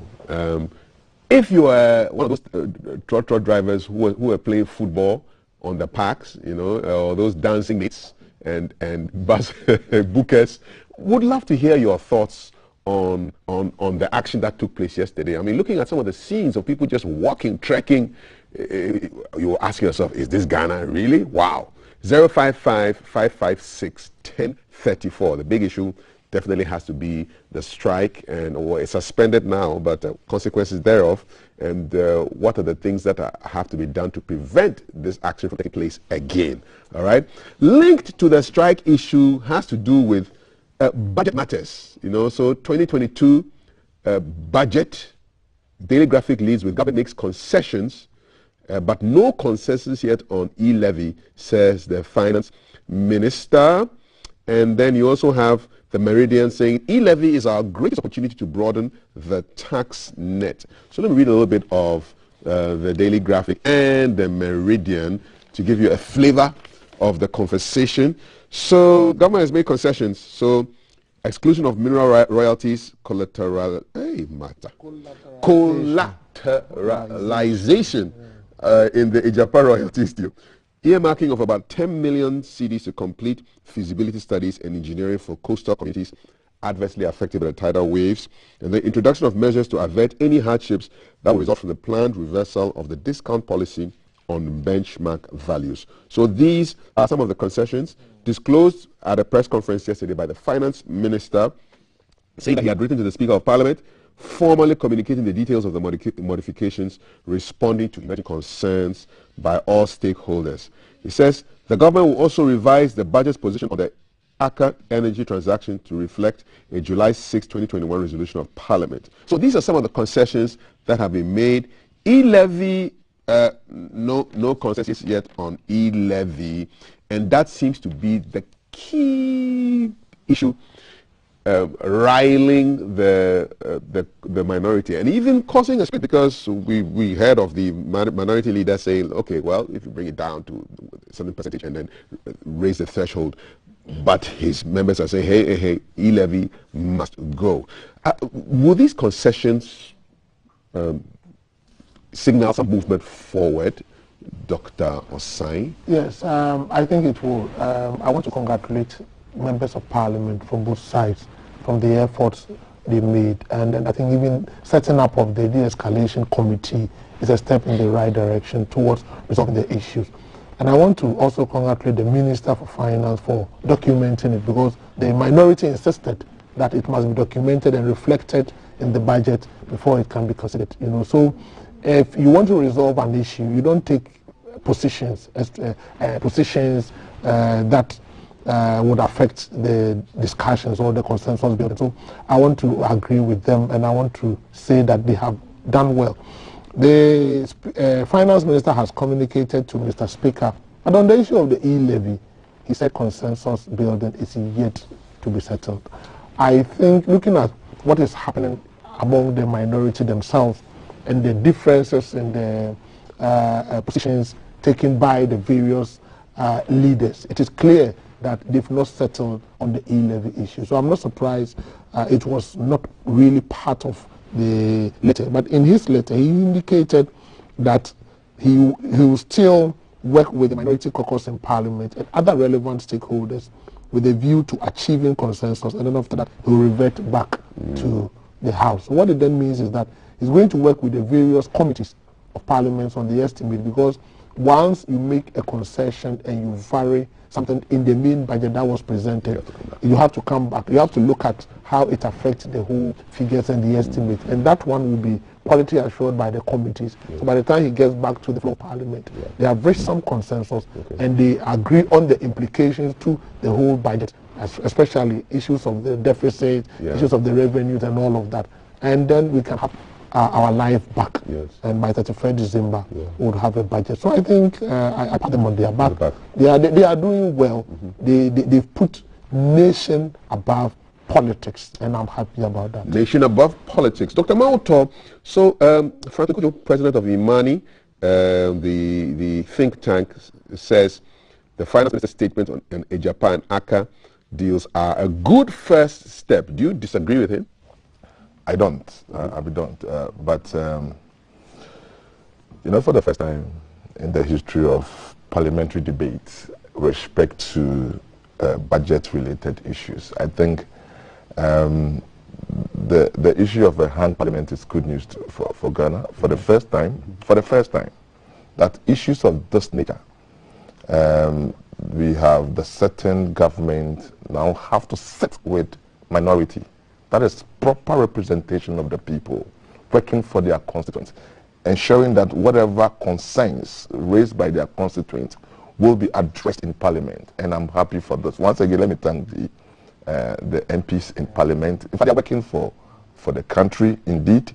The fact that they were able to point out basic things that must be changed, and then the minister had no option than to come back and propose those changes. I'm happy with the fact that, you know, Ghanaians spoke on Ejapadio, okay? After for CSOs in Ghana, I know the majority in the previous parliament would have passed Ejapadio bill. They would have passed it. But so that was a missed opportunity for them. They were not able to have when they had the numbers. Yes, they had the numbers, but for Ghana, the CSOs. In fact, I really appreciate the effort of the CSOs. I mean, doing Civil that particular conversation. Yes, they came out, did very good analysis of the proposal, and they have to go back for the president to go to it, and then have to call back the document. And it became an election issue. And that tells you the level of governance we have attained. We've gotten to that level where leadership must know that, look, you don't have all that it takes to present and approve policies, but people must make inputs. And it's good news for Ghana democracy. I mean, we are striving. Indeed, the issues mentioned, I know the minister had gone back, and it will rather refine. It's a very good initiative. Okay, I have read through, gone through the revenue streams over the years from our natural resources, and this could rake in some level of good money for us. Okay, so if the few issues raised will be addressed before it's been passed, good. But now, you see, the elephant in the room is the e-levy, because it appears that the minority are not going to compromise on the e-levy issue. And the e-levy matter is raising a lot of emotions. So recently, the Minister for Energy and MP for Meisha North was in the news. First of when I heard the report, I thought it was fake news, bloggers. And then I saw the video myself. He's basically saying that, almost threatening the finance minister that if he takes if they allocate funds for the sea defense wall, he will also organize his constituents to demonstrate because of flooding issues in his constituency. And a lot of the minority MPs feel that what he said was just not on, and it's almost derogatory, and there's a lot of emotion and heat. And people are angry with those statements. That is why he's not a finance minister. Okay, that's why he's not a finance minister. Don't give it prominence. Okay, it's political. But I see the most important thing to acknowledge here by the government is that, look, let's face the fact that this budget is an austerity budget. We want to address a gap. Okay, so our posture is very, very important when it comes to dialoguing. If you want to build consensus, the posture of your people, very, very important. Look, even the sector minister was even surprised that there was no provision for cater sea defense in the sector minister. So if the finance minister have come out with some propositions based on the requests by the minority, it tells you that there's consensus building. They don't have the numbers, and for that you have no option than to dialogue. So, Kofi, I don't think we should give prominence to. So should he go to the demonstration now? Since funding has been approved. No, but one thing that we should also understand is that the provision in the budget is not only for cater for the entire coast. For the entire, and that's what I'm happy about. Yeah. We have approached this problem on a piecemeal basis for far too long. So I am happy we are looking at it comprehensively. The entire coastline, from Pram to Aflao. Let us look at it, and I'm happy he said at least. His wording is that we shall make the necessary budgetary allocation of at least 10 million CDs. And it is to complete the feasibility and engineering studies for the coastal communities adversely affected. Yes. And he said they broadened the scope to consider the study, to consider a more comprehensive solution, emphasis on a more comprehensive solution to protect Ghana's 540 kilometers of coastline, including 149 kilometers between Aflao and Pram.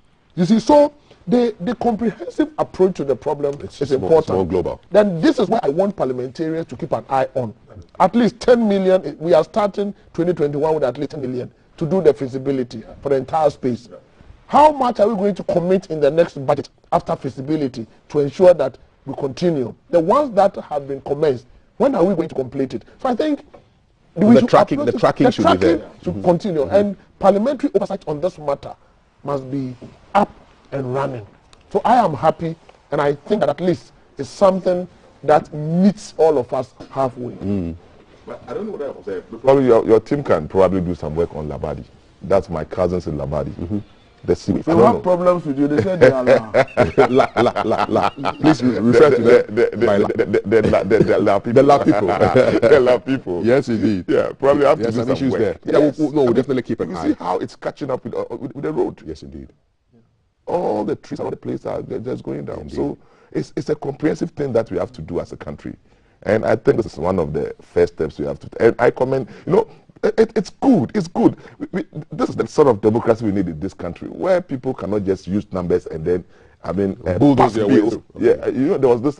Is it STS? That's housing. Yes, STX. Yeah. I think that particular government used their numbers, bulldozed their way through, passed it, and at the end of the day, there was no money. Happened. Yeah. And we had a sovereign bill going around globally looking for money. When in actual fact, the issues mentioned by the minority by then, were just ignored. So let's get off more dialogue. I think we need compromise. We need a hand parliament for the next probably next 40 years, so that people can afford to talk to one another. Yes, because the majority thing is something else. Yeah. Okay. Hey, what do you think? Let's know. 055561034. E-levy matters. Strike matters. Were you one of those who were walking all over the place yesterday? Driver's mates, driver, booker.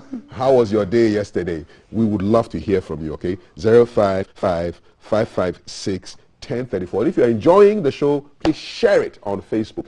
Look for Ghana Broadcasting Corporation. Look for Ghana Broadcasting Corporation on YouTube and just share the stream. That's a good thing to yourself. Let other people also know what you are enjoying. More headlines here for us. So the big issues have been the strike and basically the e-levy. And let's look at a health issue now here. A WHO rep is appealing passionately to Ghanaians to vaccinate against COVID-19. Dr. Francis Kasolo, making a passionate appeal to us to get ourselves vaccinated, to continue to adhere to the safety protocols. And these are appeals coming on the back of an increasing anxiety over the detection of the Omicron variant among travelers at Kotoka on November 21 this year. So a lot of talk about Omicron, but the protocols still remain the same. We've got to get vaccinated. We've got to observe the protocols, wash your hands, social distancing. Is the message going down, Dr. Osai? Or people have relaxed? People have relaxed. Mm-hmm. I want to believe, because you go to places and you see people not observing the required protocols. So I think that we should push people to still respect the protocol, even if they have vaccinated. And I also invite heads of institutions, whether the public or private sector, to use their counseling unit, HR unit, to encourage people to vaccinate. It's very important. Institutions must give time out. They must permit staff to go and then vaccinate. Maybe you say that, well, during the break time, during the lunch time, you can take 2 hours in the morning to go and vaccinate before coming. Create flexible working hours to encourage people to vaccinate. Once you do that, you also contribute towards encouraging people to vaccinate. If we have about 80% or 90% of Ghanaians vaccinating, we are all protected. Dr. Mauto, what's the situation like at UPSA? Oh, I think the strategy being adopted by these officials, they are now being a bit creative. I think they have to meet the people where they are. For instance, if you really want to vaccinate most football fans, then you need to move to the stadium on Sundays. If you want to vaccinate students, then you have to move to the... move to the campus. They should move from their various centers and meet the people now. But I'm happy today. This morning, I think the last update on the Ministry of Health website indicates that we've done, I think, about 5 million vaccinations so far, which is quite encouraging. Now the vaccines are in, but people are not vaccinating. So they should be more proactive. Meet the people where they are. Go to the market and vaccinate them there. My friends and mothers in the market wouldn't have to move from the market, go and queue somewhere to get vaccinated. Move to the people now. It's not just about trying to centralize it in some specific places for people to go there. It's no more a privilege. And the vaccines too have a very short lifespans. So if you don't get them, used, then it means that money spent will also go down the drain. So there should be, I think, there's a comprehensive policy plan for the schools very soon. Because the last time I think I read something like that. So very soon those will be coming to various universities, the first years. There's a very comprehensive plan to vaccinate virtually all of them. They would have attained the 8. And the fact that even what do you call it, the single dose of the Pfizer single dose, now you could vaccinate people below, that is from 15 years upwards. So the new entrance into the university, we are talking about 60 to 70,000 people can be vaccinated.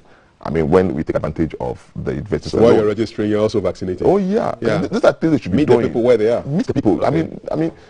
We have to collapse this centralized place. For instance, I have to drive to North Legon to get vaccinated because I drove to about 3-4 different places. Why didn't they bring it to UPSA? They came. By then I was treating some conditions, so I was advised not to take it. Yeah, and I really appreciated it now because I had this condition which I was treating when it came earlier, so I didn't do it. Then when I took it, then it reflected all the pains I had. It reflected again after taking it. So I really understood that when you get infected, the virus thrives on existing conditions. Preconditions, yeah. I had this neck pains, and when I took it, in fact, for 1 whole week. You were down. Yeah. But we're happy you're up and about. Yeah. Okay, so hey, be more creative, meet the people where they are. It's a customer service thing. Don't expect people to come to you. Just like the national health insurance, the registrations for these public things. Bring it to the people's doorstep so that they can access it quickly. Couple of messages, 055-556-1034. Good morning, yes, my feet and shoes were dusty yesterday. Somebody who obviously had been walking a lot. The picture can never be fake. You know, there were some pictures we showed during our trains, and I was thinking, man, these are fake pictures. But you are telling me that, no, the pictures were not fake. And it's an everyday reality for the people walking by the so-called side roads. As soon as I reached home, it was a big watering and cleaning session for my shoes. The truck drivers are the only ones to know how much they missed yesterday, how much trouble this causes for their customers. So if playing football made them feel better, why not? Some others could also enjoy a nap. Going on strike is a huge act, so de-stressing is a way to relax. Thank you so much for that. 055-556-1034. Keep them coming in. Kafui, I wish Ghanaians would focus on voting for a hung parliament for the next 50 years. I think with this, we can see development. Thank you very much. You say, what's 50 years of a hung parliament? Wow, interesting. All right, keep it coming in. 055-556-1034. Thank you all for sending us all your messages. We appreciate all of them. Let me look at a couple more stories here. Lack of permanent framework for dialogue among parliament leadership worrying. That's one story over there. It is our greatest opportunity to broaden the tax net, says the finance minister. Well, he would say that. He needs his taxes for the development of Ghana. Fight against corruption will succeed. Page 24, 25. So this is Dr. Justice Doma Chare, who is talking about the work of the Commission on Human Rights and Administrative Justice and other stakeholders to give hope that the campaign against corruption will eventually succeed in the country. I believe an anti-corruption week has been launched. I was there yesterday. Okay, tell me about that. Tell me about that. The Anti-Corruption Week is a week-long celebration of our successes in eradicating or minimizing corruption, and to also raise awareness among the on the effect of corruption it's to not our fake development. News. It's not fake news. When it was posted on one of my platforms, they said, "Man, guess yours. Is this fake news?" It's not fake news real. at all. It's there. Yesterday was the launch, and we had the Justice making that statement. After that, we had other institutions. The Internal Audit Agency was there. Ghana Audit Service, the EUCO, FIC. FIC, Financial Intelligence Center. Yes, they prevent this money laundering and all of that. You know, so we were all there. The police service, immigration service, we're all there for the launch. It's a week-long celebration, and I think on Thursday they're going to award people integrity personality, integrity institutions, and I think on Friday His Excellency the President would also deliver a message on the state of corruption in this country. It's an international corruption week. So Ghana is also celebrating it. Yes, you know, so that it's not fake news running. So you may have to invite Shraj into your studio to tell you the state of corruption in the system and what we are doing to minimize or prevent its effect on development. I'm interested in the FIC. The Financial Intelligence Center. It's an interesting center, and they are doing a lot of good work. Illicit financing, money laundering, transfer of funds, people who do all kinds of things and then bring the money to this country and legitimize it.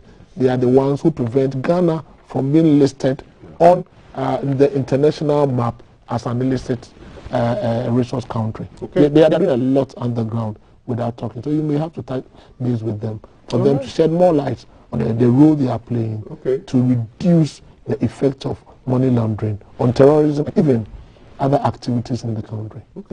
Interesting. We'll check them out. My producers will book a meeting with them. We'll have an interview with them. Dr. Malto, I mean, an anti-corruption week. It sounds interesting to me, you know. Yeah. In fact, how effective is this week going to be? It becomes effective when it trickles down to, I mean, every facet of the economy, especially when we are doing it at the national level. It doesn't trickle down to even the public schools, I mean, the people at the lower level of education, as well as various universities, okay, then I think it's an effort in futility because some people have grew up with some level of conduct without knowing that it amounts to corruption. Some don't know. Genuinely, they think it's part of life. Okay, but they must know. I mean, they should be in the know and the consequences as well as the implication. Catch them young. Yeah. So I think this education must trickle down to even primary schools, secondary schools. We should have reps to be probably promoting some of those social vices and in any country. In fact, the world is at a loss if we don't educate people on the menace of corruption, fraud. It destroys nations. It only empowers some few people who will probably take the entire nation to ransom. So, Kofi, it's a good thing that some of us have been in this public awareness creation when it comes to anti-corruption. Okay. It is something that is affecting us. People don't know. It must go to churches. I mean, the churches that we always think that they are supposed to be pious. To be frank, some don't even know that some of the things they do amounts to corruption. And we need to tell them. We need to really educate them on some of those things. Okay. So, Senior, I think your association should get other players involved so that the information will trickle down to the average person in this country. Okay. Very important. All right. What do you think? Ghana's fight against corruption. Yeah. Personally, I'd like to see more people. As examples, no, we are even promoting what we call the lifestyle audit. You always have to explain the source of your wealth. You know, so a lot of things are happening. Things are happening. We'll do that. That sounds like a good conversation. Messages coming in 055-556-1034. Good morning. Very ironical that Ghanaians enjoy the robustness and swiftness of the electronic infrastructure, but without wanting to contribute their widow's mite in the form of taxes. Thank you very much, Leviticus Powers in Kaswa. I love your name. Leviticus Powers. Very, very powerful name. Okay, more messages coming in. Good morning. With this corruption issue, if the Auditor General reports comes out, what happens to those corrupt officials? Because we don't hear anything. Is it not a waste? No, it's not. It's not a waste? It's not a waste at all. Let me help the texter. It's not a waste at all because after issuing the report, it is laid before Parliament. Parliament gives various directives, and the other anti-corruption institution takes them up. I know currently UCO is doing a lot of work by way of follow-up and then prosecutions. OSP is also doing a lot of work. We are also doing a lot of work because once it comes out, it is now within the domain of the audit committees, internal audit agency, UCO and OSP to take them up. All right. So work is happening. Work is happening, and very soon they will see people, those who are refunding. The issue is that those who refund monies are not published. It is those who go to jail that we get to hear of. A lot of people are refunding. So do refund and also go to jail? Oh, yes. Oh, okay. So even if you drop the money, you will still go to jail? Oh, yes, but crime is crime. You don't steal the money and say that I've stolen the money, so I've refunded it. It's crime. I remember when I got into trouble, she said, oh, you just tell me what you did. Did you do it? Just tell me. Just tell me. How do you punishment? No, caning. Everything changes after you told them. Then they punish you. May she rest in peace. Can I confess this? I'm confessing it. I was a naughty boy when I was young. Or being dumping. So that's your response. Things are happening. I'm still naughty. Okay. So Kafui, it's the sole reason. It's like the sole reason we are driving is to buy fuel. Fuel prices must come down. So this is another message here. Keep them coming in 055-556-1034. Feel free to rant, okay? We give you the space to just rant and vent. It's good. We want you venting here. Hello, good morning. Ghanaians are letting government know that we are not in support of the e-levy, ACA deal, and AJAPA deal. Tell the minority MPs that if they don't know, and build consensus with the government, we'll vote them all out. And John Mahama will never come. We are dying at the expense of these people. My name is Richard Deku, waiting for your message to be read. Well, it's been read now. I hope you were listening when it was read, or they'll tell you. Okay, more message 055-556-1034. Though vaccination is still going on at health centers, they are doing exactly what is being recommended this morning. They are going out to the people. Good. Going to churches and other institutions. I think it's rather the public response that is not encouraging and must be looked at. Ghanaians will rush for it if they have to pay for it. Hey, don't let us pay for this thing. Bright from Dansoma says, the vaccination shouldn't be a mandatory affair, but rather government must find a way of educating the good people of Ghana. Bright from Dansoma. In some countries, in Latvia, they were paying people to actually get vaccinated. So it's a small stipend, and you go, but we don't even have money. We're looking for money. We can't be paying people to do this thing. Samuel Boache, good morning. Thank you very much for your messages. 055-556-1034. Amu Mensa says, I appreciate the transport operators using any legitimate means to press home their demands for government to review the taxes on petroleum products, which culminated in the sit-down strike. However, what I didn't like about their actions was a sense of them attacking other people who were not part of them and were also going about their legitimate business. The leadership must educate their members on the do's and don'ts when it comes to such decisions of embarking on strikes. And it's good to know that 20 drivers have been arrested for obstruction during the sit-down strike. It's reported in today's Ghanaian Times. Do your strike, but don't take the law into your, don't obstruct anybody. There you'll be falling foul of the law and you'll be dealt with. Another message, these are just good mornings. Thank you so much. We'll wrap up shortly, but I just want something inside the Ghanaian Times that so Daily Graph that I want you to deal with. Permit us to wear bulletproof vests. No, not presenters. These are private security firms want the Ministry of Interior to permit their operatives to wear bulletproof vests because of some of the risks that they are confronted with. What's your view on this? It's not a bad request at all, but there are protocols.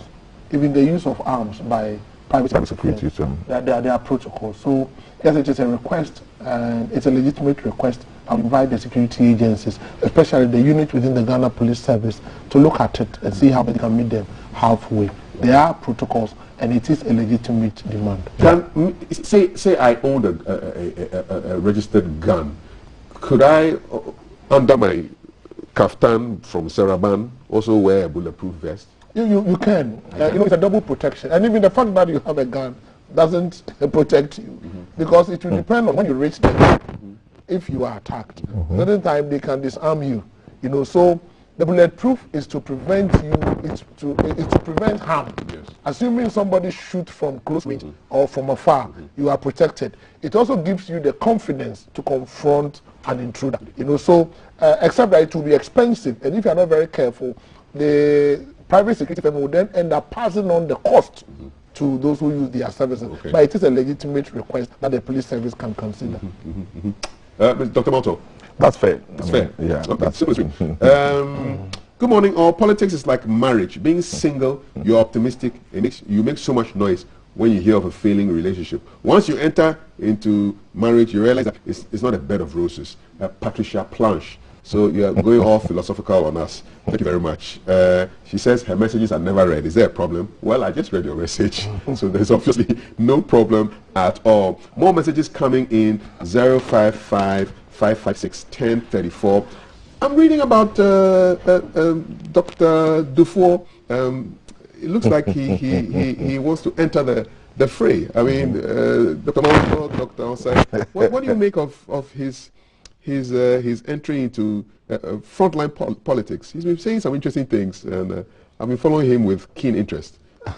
What do you think? I think it's good for democracy, especially for party politics. Yes. When you have people with such, this caliber of people with some level of experience in governance, they've seen it all. Yes.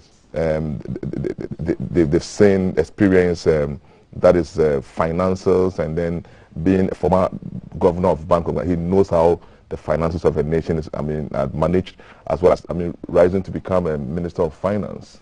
It tells you he's gotten this experience over the years when it comes to governance of an economy. And he's also been a private businessman as well, until, the issues that bedeviled the financial sector. I think his bank was one of the successful ones, until he fell prey to some of the cleanup, the performance indicators which he couldn't meet. So it's good that the people of NDC have options. Probably it gives them that opportunity to assess the people who... Giving Mr. Muhammad a run for his money. Oh, yeah. It's not him alone. I think the previous one, my former boss, Professor Joshua Alabi, yes, you know. yeah. He did say some interesting things. He says, I'll give you a couple of quotes. Yeah. Mahama is too big to be involved in my Make NDC Stronger campaign, says Dr. Dufour. And then he says, I didn't take salary or allowance or ex gratia as a minister, Dufour speaking. This was an interview on GH1 yesterday. And he said all kinds of things. He says, hey, the CD is running, Dr. Baumia, go and arrest it. Oh, yeah. You know, so he's getting into all these jobs. He's preparing himself. Okay. And then on one break, preparing himself. On another break, I mean, contributing to the development of the country, like the Malta said. Okay. He's in it all. So he's a good statesman. Let's see how it goes. Yes. It's part of governance. You're right. And it is also for NDC. Because to have somebody like that making those statements, he comes in as a father figure sort of. So if the other members of parliament make their statement, he comes in to be the icing on the cake and all of that. For people to know that, look, I'm also around. Right. I'm also a part of the big boys who can annex the seat. It becomes. So watch out. So watch out. Another jab here. He says transport crisis is due to insensitivity of government's nuisance taxes. Dufour. He's really throwing some nice jabs in the system. And I'm sure there will be responses. You know, definitely. Anytime you throw a jab like that politically, you're going to get responses. Oh yeah, for sure. In fact, I like people who even critique themselves. He critiqued his own party. I mean, he even came out. I read it. I followed his previous public session, that even poverty rate, unemployment rate, even increased during their own era. Okay, it tells you that this is a frank politician. He wants to say it as a. These are people we need to manage an economy where they admit that indeed. Even though from my own house I could easily critique my people. Okay. And that's good. It's good for democracy. It's good for democracy. I'll end with this last quote. He says, Baumia, the weak CD is running. Arrest it. That's very true. I'm looking forward to hear what the Vice President will have to say about that. But gentlemen, thank you. I look forward to the next meet again. Dr. John Koku Mensah-Mawuto is Dean for School of Graduate Studies, UPS. You like the way I mentioned you are one person who pronounces my name correctly. Koku Mensah. Otherwise, I'll be fined for pronouncing it correctly. And then Dr. Eriko Dro Osai is a governance expert and Director General of the Internal Audit. Gentlemen, I wish you a beautiful day. You too. Yes, and coming up on our show, we have conversations with very interesting people who have done a lot. There's an exclusive with the National Best Farmer 2021. I wish I could give you his name as a cheesy pizza question, but I'll just chill on that. So, National Best Farmer Alhaji Mohammed Mashood is going to be sitting down with Thelma Taki to talk about, his road, his journey as a farmer, what he does and how he does it. We'll be having a conversation on adolescents in communication for development. And then Valerie gets interactive with OJ Black. I wonder what the OJ stands for. And it's coming up on today's show. If you're enjoying our show, please, and you're watching it on the phone or on your laptop or your device, share it. Share it. And happy birthday to Kofi Apieje, show director for GTV Breakfast. Happy birthday to Victor Day Jr. Happy birthday to you. And then also Miss Nimo, a.k.a. Nana Ikuya of GTV. Today is your birthday. And may you all have a beautiful, beautiful 7th December. Every 4 years, we destroy your birthday with election wahala. But this year, at least, you are cool. Enjoy. Coming up, conversations on the best farmer with Thelma and others. You stay with us. This is GTV Breakfast for the 7th of December, 8:10. Don't go anywhere. Live from GBC Studio 1, this is The Breakfast Show.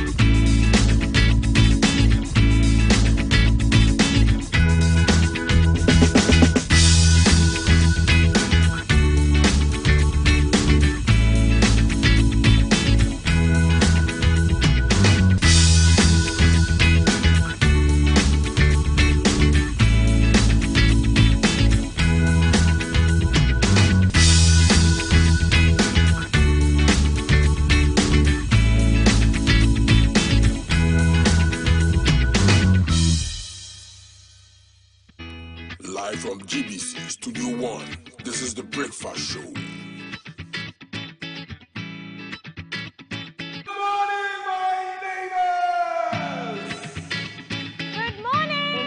Good morning. It's a good morning, and we serve you breakfast. Not just any breakfast. Sizzling healthy. And there's much more on offer on GTV Breakfast. So what's your pleasure than Votrasia at that time of the morning? You want it served buffet style, complimentary breakfast? On-site restaurant. Or room service? We've got you covered. From Monday to Friday at 6 a.m. With a trusted team. So never skip breakfast. On GTV Breakfast. Good morning, my neighbor. Good morning. Good morning, everyone. Good morning. It's a good morning, and we serve you breakfast. Not just any breakfast. Sizzling healthy. Yeah, all the time. Okay, let's take a peek. I brought my spine. There are certain things that we do to help the children with their brushing. And there's much more on offer on GTV Breakfast. You want it served buffet style, On-site restaurant. complimentary breakfast? Half of your plate should be vegetables. So in my lifetime, I haven't seen Ghana Black Stars win an African Cup. Can I show what is written on the bag? Yes, definitely. Where's the camera? Just stand and turn. So what's your pleasure than Votrasia at that time of the morning?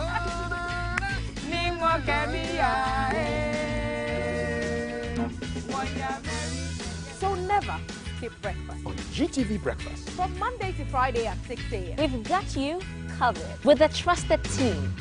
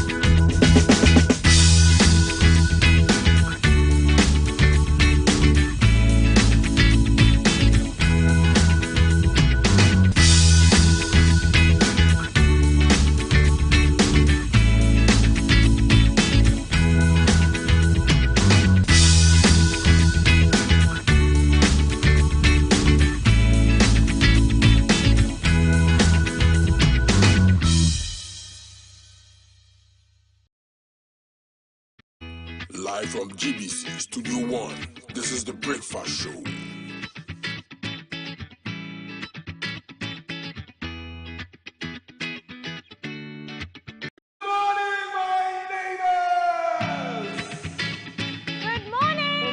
Good morning. Thanks for staying. That's a digital Muslim in the studio, and he's a 44-year-old man who hails from the northern region of Ghana, and he was crowned the overall winner. And for his prize, he took home the 600,000 Ghana cedis. That's 100,000 US dollars. The prize money for the 37th National Best Farmer in the country, and that's the prize he took. He's appealing to government after being adjudged the winner to accelerate efforts at mechanizing agriculture to make the sector more attractive to the youth. And he's further asking the government to support the local agriculture sector to produce more for the country and extra for exports to reduce the importation burden on the country. And I'm sure you already guessed who I'm talking about. The 2021 National Best Farmer is at the table, Alhaji Mohammed Mashood. Alhaji, good morning. Good morning. Welcome and congratulations. Thanks so much. How does it feel to be the best farmer in Ghana for 2021? Oh, so exciting. Exciting? I'm very interested. What has the journey been like? Did you think you were going to win? Well, no. When I was leaving primary, I never thought of that. You had no idea at all? No. So it came as a complete surprise to you? A very big surprise to me. 44 years old. Yes. And you're already national best farmer. Is there something else you want to achieve? Because this should be the ultimate, isn't it? No. I think no. I think I should. I should be still. I'm still thinking of going higher. Not necessarily winning national best farm? Not necessarily winning awards, but at least impacting more on people's life. How did all this start for you? I mean, I keep saying 44 years old. That's quite young by many Ghanaian standards. So how did this all start? Well, I started farming at the age of 29. Even though I'll say by birth I was an agriculturist. Because so you've always wanted to be a farmer? Be a farmer, yeah. Because in the northern region, they give birth to you. Once you begin to talk, it means you are already a farmer because your father, one way or the other. Oh, so your father was into farming? Yeah, he was. We were just doing backyard garden, and then I started learning agriculture from infancy. Okay. But officially, I started farming in 2006 at the age of 29. 2006, and you win National Best Farmer in 2021. Exactly. So you've had barely less than 20 years. Yes, exactly. To perfect your craft. Yes, exactly. Take us back to the very beginning. Yeah. So your father had a backyard farm. Yes. When did you decide to take it a step further? Yeah, that's just what I'm just saying. Even though, you know, I was in school, during holidays, I used to go around, help people, you know, around my community, especially in their backyard gardens and other things. But officially, in 2006, I decided that let me just start agriculture just to feed my family alone. So I started with 4 acres of rice, which I did, but mainly for the family. But after harvesting, I saw that, no, this business, because I had 60 bags and my family can consume all the 60 bags. So I gave some to my neighbors just for free to see that possibly maybe I started something. So, and then I sold some, about 25 bags I sold, and I saw that I was having extra income. But let me put it on record, by then I was teaching. I was a teacher by then. Okay, so I saw that, I was teaching at a primary school in Tamale. So you used to be Teacher Mohammed? Teacher Mohammed, exactly. So I started, I sold, then I had an extra income.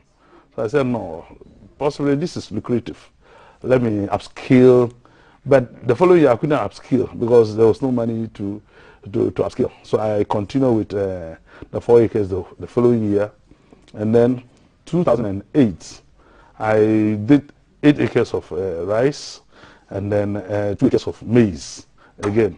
So of which I saw that it was, again, very good. So I started moving, but with poultry and other things, I was raising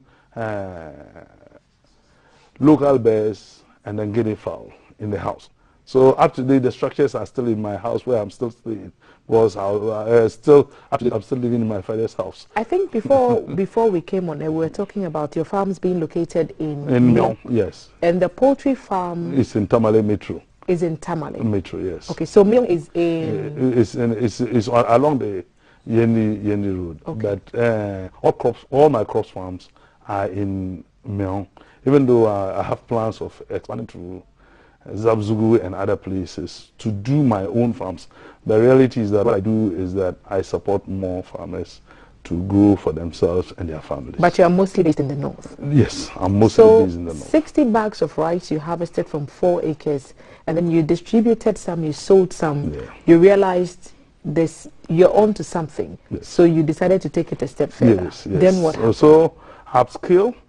In 2010, I went to the Savalagu district again to look for more lands. So fortunately, but all these lands I'm talking of were not owned by me.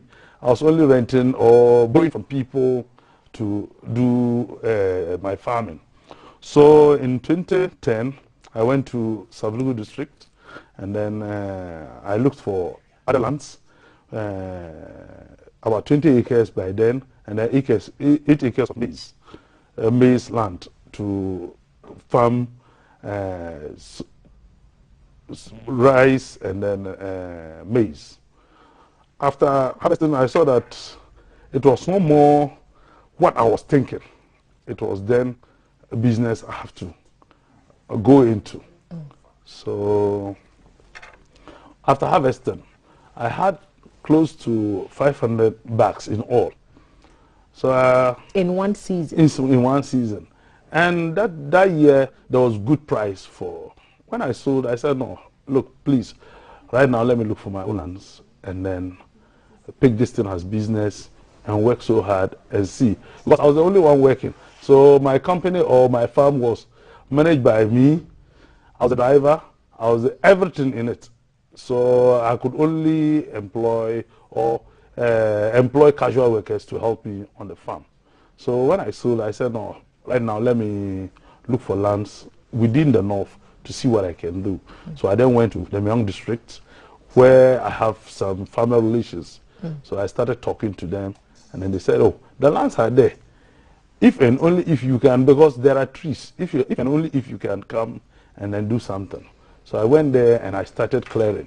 I cleared about 25 acres because land development, agricultural land development is the biggest issue. Okay. Because for you to stump the lands, stumping here means removing bigger and small trees on the farm to give you a perfect land is the biggest problem because it involves a lot. You need to rent a bulldozer, transport it, and that kind of. And as a teacher or as a beginner, it wasn't easy. So when I went, how did you raise money for these things? It sounds like it's very capital intensive. Yeah, from the teaching, I started with 4 acres, graduated to the time I was able to harvest up to 500 or more bags. And my guinea fowl, the small local fowls and other things, I sold everything and I started, no, let me develop a land for myself and do the actual work. So you made the decision sometime in 2006, yes, and in the few years after that to leave the classrooms completely and dedicate your life to tilling the land and raising livestock. Still in 2010, I was still teaching. Okay. Because it wasn't easy and it would be suicidal if I had decided to leave the bed in hand and chase the two in the bush. So because anytime I consult my mother or my wife that I want to do this full time and then go, they said no, please. What were the challenges that you were presented with? Did you have access to credit, and did you have the support that you felt you needed to start up all as this while, another business? I've never picked a loan. It was only family, small capitals. At least I convinced them that what I am doing is profitable. So if you could lend me after everything, I'll give you the money grains. back. No, I'll give you grains. The money back plus some interest. No. What I'll tell you that I'll give you grains instead of you going to the market to buy. So sort of like a back. So you give me money in exchange for some of the produce. Give you grains. So that's what I was doing, and some friends. I'll just contact somebody, tell him that please, if you can lend me some money, because our financial institutions unfortunately don't believe so much in farming, because they say it's very risky. You can go farm and then there will be drought. Even though there's an agri-development bank that is dedicated to helping farmers to grow. They don't believe in it. They don't believe that it is for them to lend money to a farmer to go and do crop after harvesting, then you come and pay. No. So there's still a lot of issues with access to credit facilities, especially when it comes to growing crops.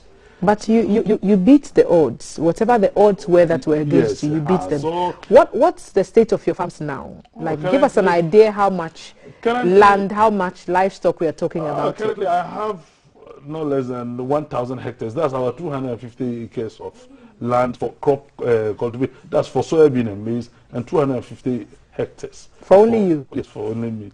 But that's something small. Because what we support other outgrowers to do is more than what I am doing.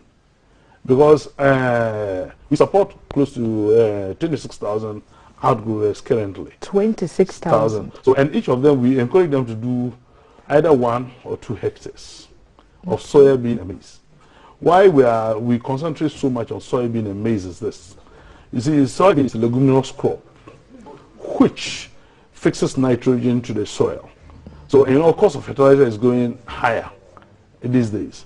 And it's not easy for smallholder farmer to be buying soybean always. So what we do is that we encourage them to do crop rotation.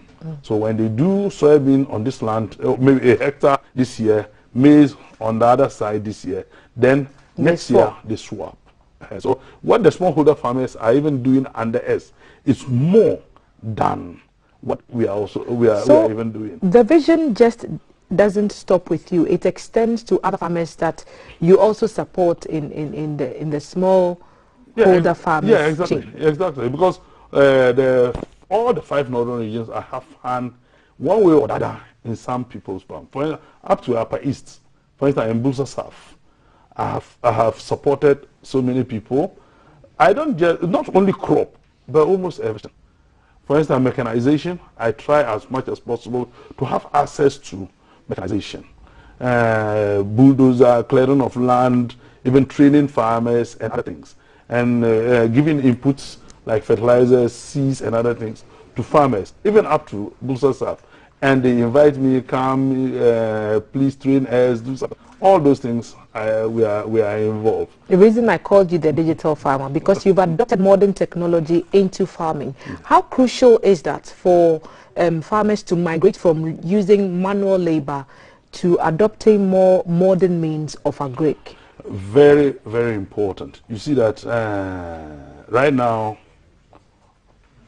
climate change is a serious problem. We need to adapt to different methods of farming from the old to what is happening now. For instance, what we promote is conservation agriculture. You see, I keep on saying we stomp, we clear trees, we do. How do we bring back the trees? Immediately after clearing, we again contract other people who are in the crop sector. We have some good relationship with forestry. Then we pick trees from them, come again, and then plant the trees along the alleys and the boundaries of our farm. And again, we are discouraging farmers from using plows and other old, not only hoes and other things we are discouraging. We are discouraging farmers from using Dix plows to till the land, because Dix plow always destroys our land. Because what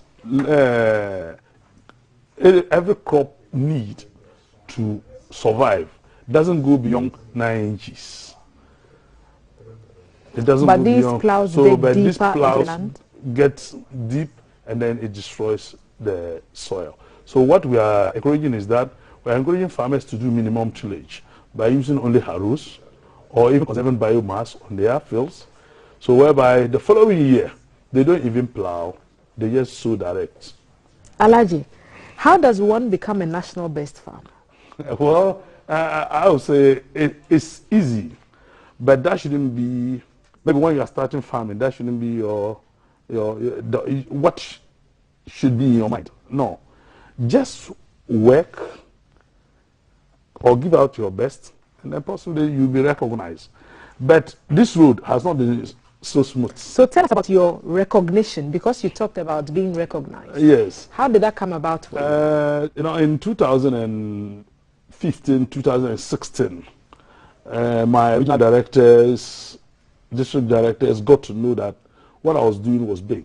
Because you have how many hectares of farms? About 200 plus. By then, I had about 253 hectares by then. And the livestock is uncountable. The livestock too was there, because by then I was rearing sheep and goats.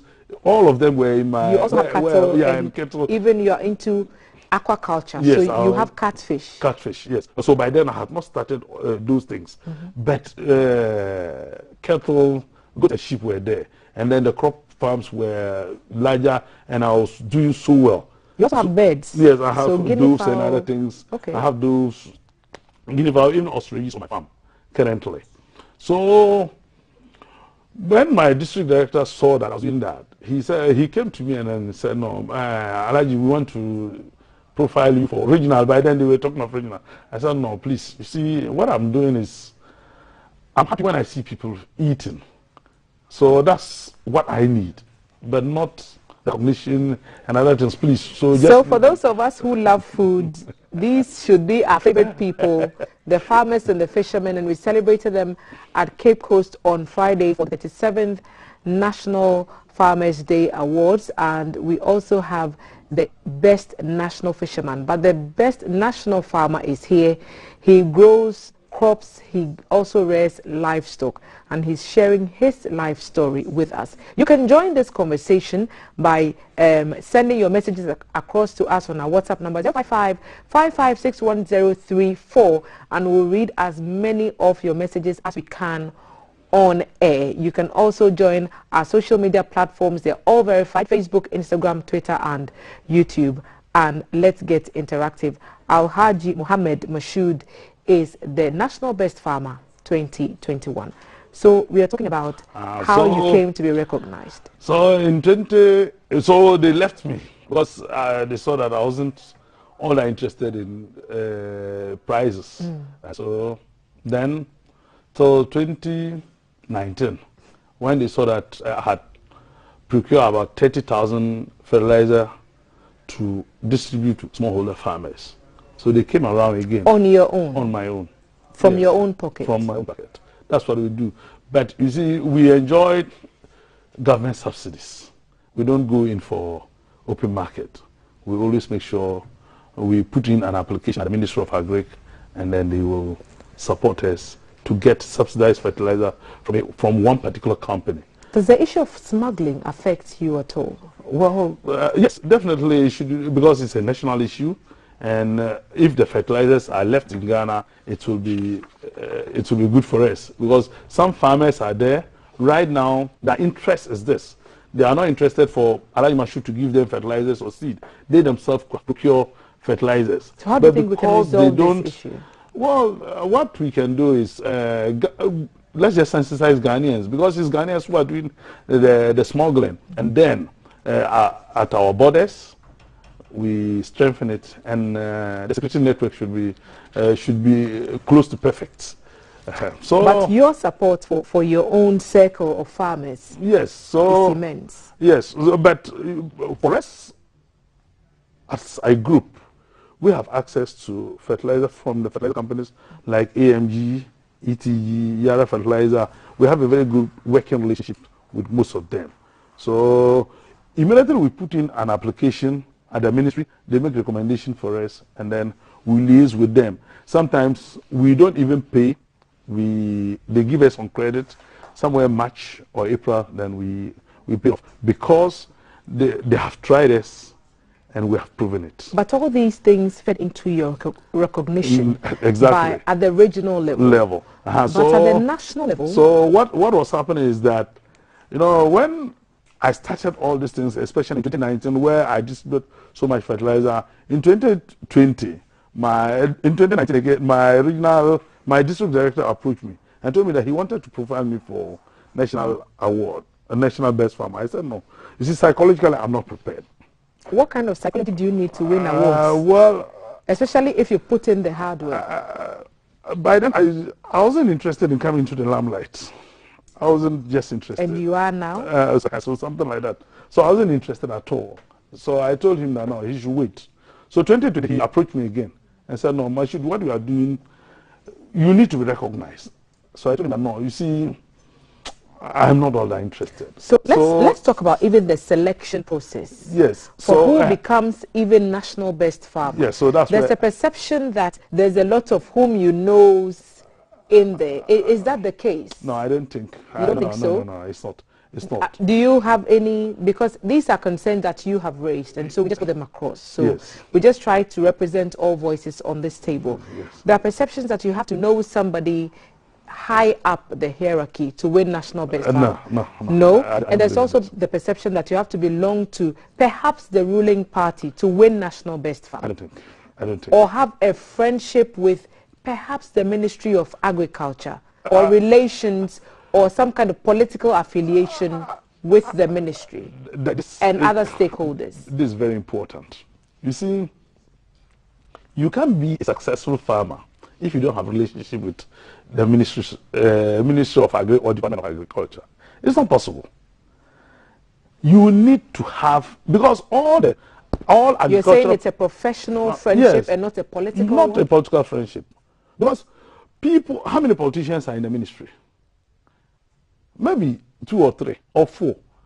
Let's say maximum of 10. Let's just say 10. Openly political. Political. For instance, the minister, his deputies, and maybe other few people who I may not know. But the directors and other staff are not politicians. Okay. And what we do, for instance, crop services.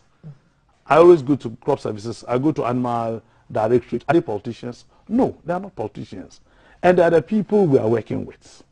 So if you say, I need to know a politician, are you telling me that the crop services director is a politician? Or the animal directorate, they are politicians? Or those manning agricultural projects at the ministry are politicians? No, clearly they are not. So let's talk about the selection process. So what happened was that when my district director approached me in 2020, I said, no, please, let me just keep to myself and then work.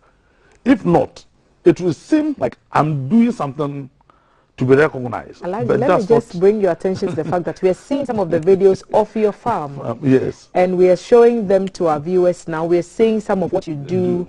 We are seeing some of the crops that you feed Ghanaians with. And so people can better appreciate how you came by this national award. So we are seeing this is perhaps a rice farm. Yes. And I can see what I assume, because Accra girl, to my dishonor, I've not had extensive farming, experience. So I presume that was a rice farm, and this is some of what you do. Tell us about some of the pictures we are seeing. This maize, a combine is harvested. This maize, I know this one is alien. And this is your farm. Ghanaians. Yeah, this whole farm. Big land. Is this is my farm. But where the combine is even the smallest farm. The combine is that vehicle we see there? Yeah, it's the combine. It's a combine which is used for harvesting maize. Because the scale at which we are doing farming, we can use manual. We can do manual harvesting. The scale at which you are doing farming, because there are still, we understand that some 80% of farmers are into small-scale peasant farms. Exactly. And so it's only a few percentage that are into proper, massive production. That is why we are doing all these things. We are thinking of making mechanization accessible to even a 1-acre farmer. So, still on the selection. Okay, let's go back there. So, this year, 2021, in April, I was invited to all regional directors of agriculture assembled in northern region to have meetings and discuss their issues. But they needed to visit a farmer's field. So my farm was chosen for them to visit. So in the farm, they asked, regional director, have you profiled this man for National Best Farmer Award? And she said no. He said, you keep talking about profiling. What is that?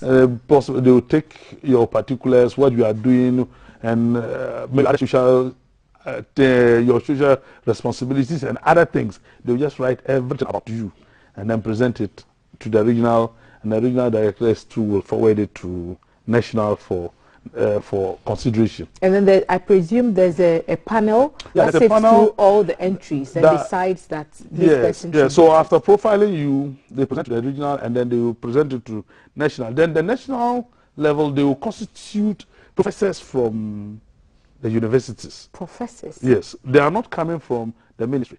People who come to assess you are not people from the ministry. Are they people you would know? No. I don't. Even some of them, if I see them as I sit now, I can't even recognize them. You think it's only a free and fair process then? No, I think so. It's so. It's not maybe what I think. It is just like that. Because, and I'll tell you, that was the most difficult aspect for me in my farming career.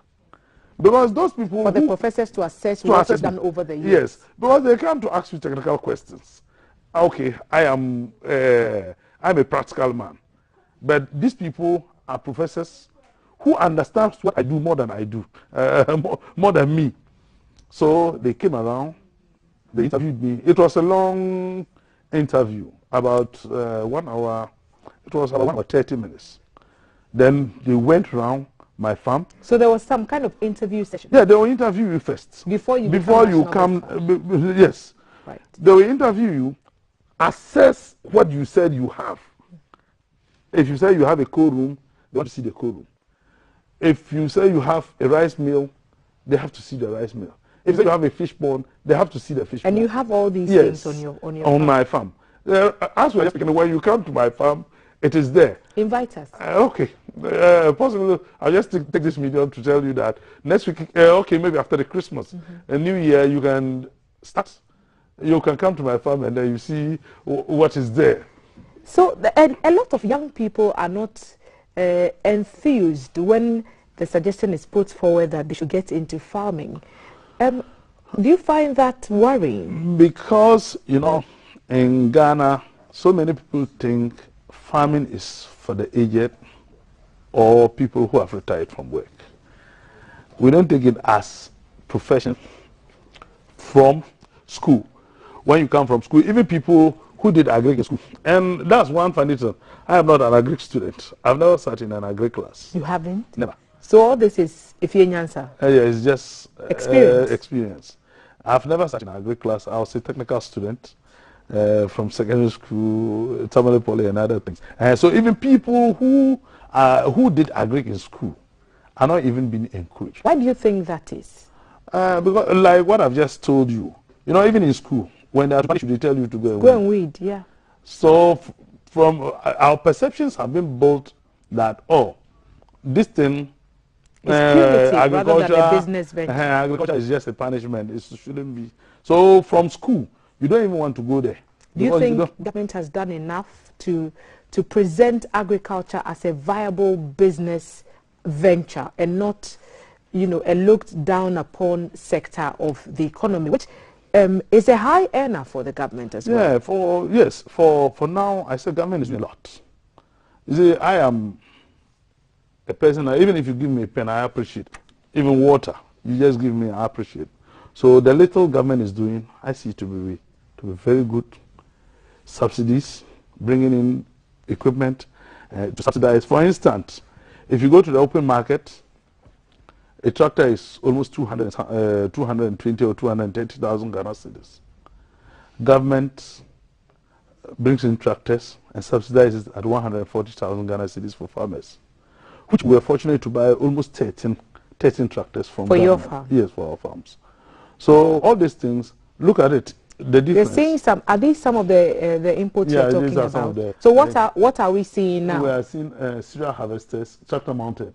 These are combine harvesters. These machines are used for harvesting soya. So one tractor is 140,000 Ghana cedis. Yes, and then the cereal harvester is 105,000 Ghana cedis. But government has subsidized it. 105,000 for one tractor. So this big price, when we hear that you won $100,000, translating into about 600,000 Ghana cedis, yes. We who are not at your level of farming or have any knowledge in farming at all, we go, wow, huge money. Well, it's huge. I was telling someone that it is even huge when the president or the minister for agric or the whole Ghana on a national holiday decides that they are calling Alhaji Mashu to just come for a handshake with the president. With the president for the work he's been doing. That one is very huge. So if anything is even attached to it, that is even more than enough. So I'm not saying their price is more, I have more than what they have given me. No. What they have given me is what is in the public, and I appreciate it more. But you have more. No, that's what I'm saying. I'm not saying I don't have what they have given me. But you see, what they gave me is more than enough. It's big, and I appreciate it. Because that one is a recognition. What will you do with $100,000? No, you know, I tell you, I love to see people's lives being improved. I'm investing it back to support more outgrowers and then to expand my employment base for workers in my farm. Because currently I have about 51 permanent staff who from farm manager to tractor operators and to the security. I have about 51, including myself, because I'm also an employee in my and my intention is to expand and see whether I can pick another 20 people in addition as permanent workers, and then as for casual workers, I have no limits. As to when I need them, I always bring them on board. I'll take your final comment, and I wonder if you think the Planting for Food and Jobs policy, which is the theme for this year's 37th National Farmers' Day celebration, to consolidate the gains in the food systems, do you think it has helped? And what more do you think farmers could benefit from with regards to government support to take agriculture in Ghana to the next level? Planting for Food and Jobs, I'll say, has well, possibly I may be a bit biased because I am a farmer, has been the most successful program for this administration. Why? You see, a farmer, when they subsidize 1 cedis for you with regards to your inputs, is very big. And in the first year of Planting for Food and Jobs, we enjoyed 75% subsidy. You pay only 25. So if fertilizer was 100 cedis, we're paying 25 Ghana cedis. After harvesting, then we'll pay another 25 Ghana cedis. The 50 Ghana cedis is government. Government will pay for you. And then after harvesting, government doesn't determine prices for you. So I'll say it was a windfall. Second year, government gave us another 50% subsidy. Third year, 60%. Up to date, fertilizer is still, even though we have shortages of fertilizer in Ghana, but it is global. So I still see that Planting for Food and Jobs has been the most successful program for this government. Well, I may be very biased because I'm a farmer. That's why I'm benefiting. So I am so happy with it. But you know, like they said, Oliver Twist, well, we still demand more. Government should still do more, especially with mechanization. People should, modern equipment should be made accessible to especially widows who are interested in doing conservation agriculture. And automated tractors and other things should be imported and subsidized for farmers, because agricultural machines are very expensive. If you yourself, you can't, you can't buy it by your own finances until government subsidizes it a bit for you. A few messages. I'm watching live the Best Farmer 2021. I'm really impressed. I'm a young farmer with ideas but lack support. I'll be glad if I can get in touch with him for support, and we'll have conversations with him behind the scenes and see if that is possible. Congratulations for your expansive efforts in life. God bless you for helping others. And remember me too this month. God bless your effort. That's Comfort from Nima. Thank you, Comfort. This National Best Farmer is really a farmer. Alaji should be the Agric Minister. He has the on-ground information. Alaji, I want to be a farmer. That's Emmanuel from Gore. So, how are you, GTV? We are very well, thank you. This one says, good morning. The man did very well, thank you. He's been awarded. Congratulations, Alhaji, the National Best Farmer 2021. We are proud of you. Isaac Nambi, Kalpohin Tamale. Most youth want to go into farming, but the challenge has been farm input and lands. What is your message to the youth in Ghana? He has addressed the youth. He thinks it's a viable business. Good morning. Can you please help me? Can you please help me with Alhaji Muhammad phone number? We will try and see if he's willing to share his contact with you. We need his permission. While I'm really inspired by the work of this farmer, he's really determined, and that's impeccable work done. David sent us that message. Good morning. I'd like to use this platform to thank BFS for the good work they are doing, and also thank Alaji for providing the nation, for the nation with all he's doing. Will you be needing workers to work for you? You did that? Yes. This one says he did accounting in Accra Technical University. This is a job application. We'll send it to you. And so if you are interested in an accountant, one is offering their services to you, Alhaji. Listening to Alhaji is a great inspiration to some of us young peasant farmers. I'm willing to take farming as a full-time career, even though I'm a trained accountant. My huge challenge is lack of ready labor and machines. To help those of us who cannot acquire huge machines, are there institutions or systems you recommend I contact? This is Amwako Wisdom from Tamale. Thank you, GTV, and congrats to Alhaji. It's your message. Please, this is Rashid from Kaswa. Can I have the best farmers? Everybody wants the best farmers number. We'll see if he's willing to share. Alhaji Mashood is employing modern agri practices. He's been using a lot of geospatial service. I don't even know what that is. GIS. Yeah. PLN Suleiman from Tamale sent us that message. Thank you for all the messages that you are sending. Alhaji, 10 seconds of final words before you leave us. My simple message is you should come into agriculture. We shouldn't leave it for the aged. That's why we see agriculture not to be very attractive. If we, the youth, are into it, we'll make it very attractive, and so many people will take it as their profession. Alhaji, congratulations once again. Thanks so much. And we wish you the very best in your next level. You intend to expand your farms and help even more people. We wish you well as you intend to employ even more people into your fold. 51 workers and counting, uncountable number of casual workers. All the best to you, and we'll come by your farm to visit perhaps. So and then we'll see at first hand what the team saw to give you this award. The 2021 National Best Farmer, Alhaji Muhammad Mashood, has been our guest this morning. He's been sharing his experiences with us, his key call for government to accelerate efforts at mechanizing agriculture and also to support the local agric sector to produce more for the nation. He's also calling on young people to get into agriculture because he thinks it's very, very profitable. Breakfast Show is live on GTV. Valerie is ready to bring us some conversations around adolescent reproductive health, and her panel is seated, and you don't want to miss this. We'll be right back after this break.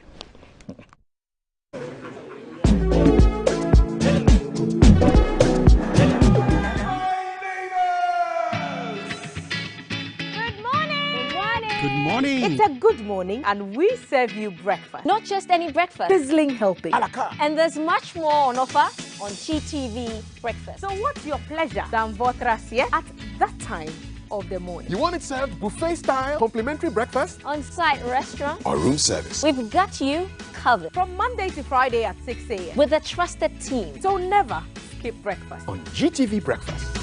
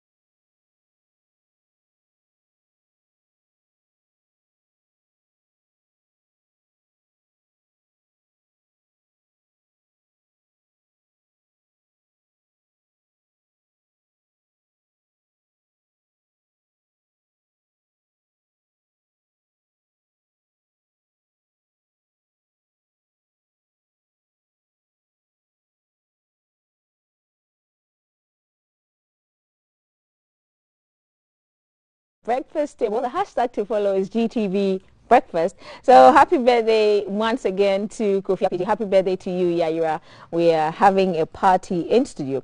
We're going to be, on every Tuesday, GBC has a collaboration with UNICEF where we discuss adolescent issues and issues pertaining to adolescent reproductive health. Today we are talking about adolescents in communication for development, and helping me to have this conversation, I have Mrs. Charity Nikwe. She is the C4D officer of UNICEF, and she'll be joining us and have this conversation around adolescents in communication for development. And then also, changing long-held attitudes take real effort, especially when it comes to the adolescent, with all the social challenges that we talk about. For example, teenage pregnancy, which is very rife, wrong attitude to mental health issues and menstrual hygiene, among others.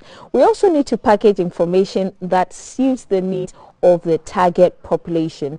And so naturally we're going to have a conversation with somebody who is well versed in the issues of adolescents in communication for development, Mrs. Charity Nikwe, who works with UNICEF. Good morning. Good morning. So I'll call you Charity. I want to call you Mrs. Nikwe. No, Charity is fine. Yeah. So first and foremost, what is C4D? Okay, so C4D stands for Communication for Development, and it's a systematic evidence-based program or strategy that we use in changing behavior or shifting negative behaviors to the positive side. And it is not an ad hoc thing, it's a strategy, so it's a long-term program that you run. Because like you said, it takes time for behaviors to change. So even for adults? Even for adults. Yeah. So how much more when you're an adolescent age and you're a bit rebellious? Yes. All right. Okay, so how is C4D working to support young people stroke adolescents development? Okay, so we are using the C4D strategy in all of UNICEF's work. So we use it in education, and we use it in health, nutrition, water and sanitation, hygiene. We also even use it in our safety nets programs. That is the LEAP program and also the adolescents program that we offer. Right. For the young people, they have different interventions that we are targeting. For instance, we have adolescent reproductive health. Right. And we also have retention and completion of basic education that we are doing with the Ghana Education Service. Right. And then we also have the nutrition program where we are giving girls iron folate tablet supplementation to girls of reproductive age, both in school and out of school. And this is done every month to boost their HB, that is red blood cells, so they don't get anemia.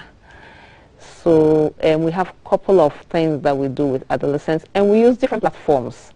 So we are into drama for adolescents. Okay. We have a platform that is the IVR platforms on Ago and Savannah Signatures, where young people have privacy to ask questions and also to learn about other interventions that UNICEF offers. Right. So regards to behavioral change and all the factors that are affecting the young people in recent times, what are some of the main challenges that confronts C4D?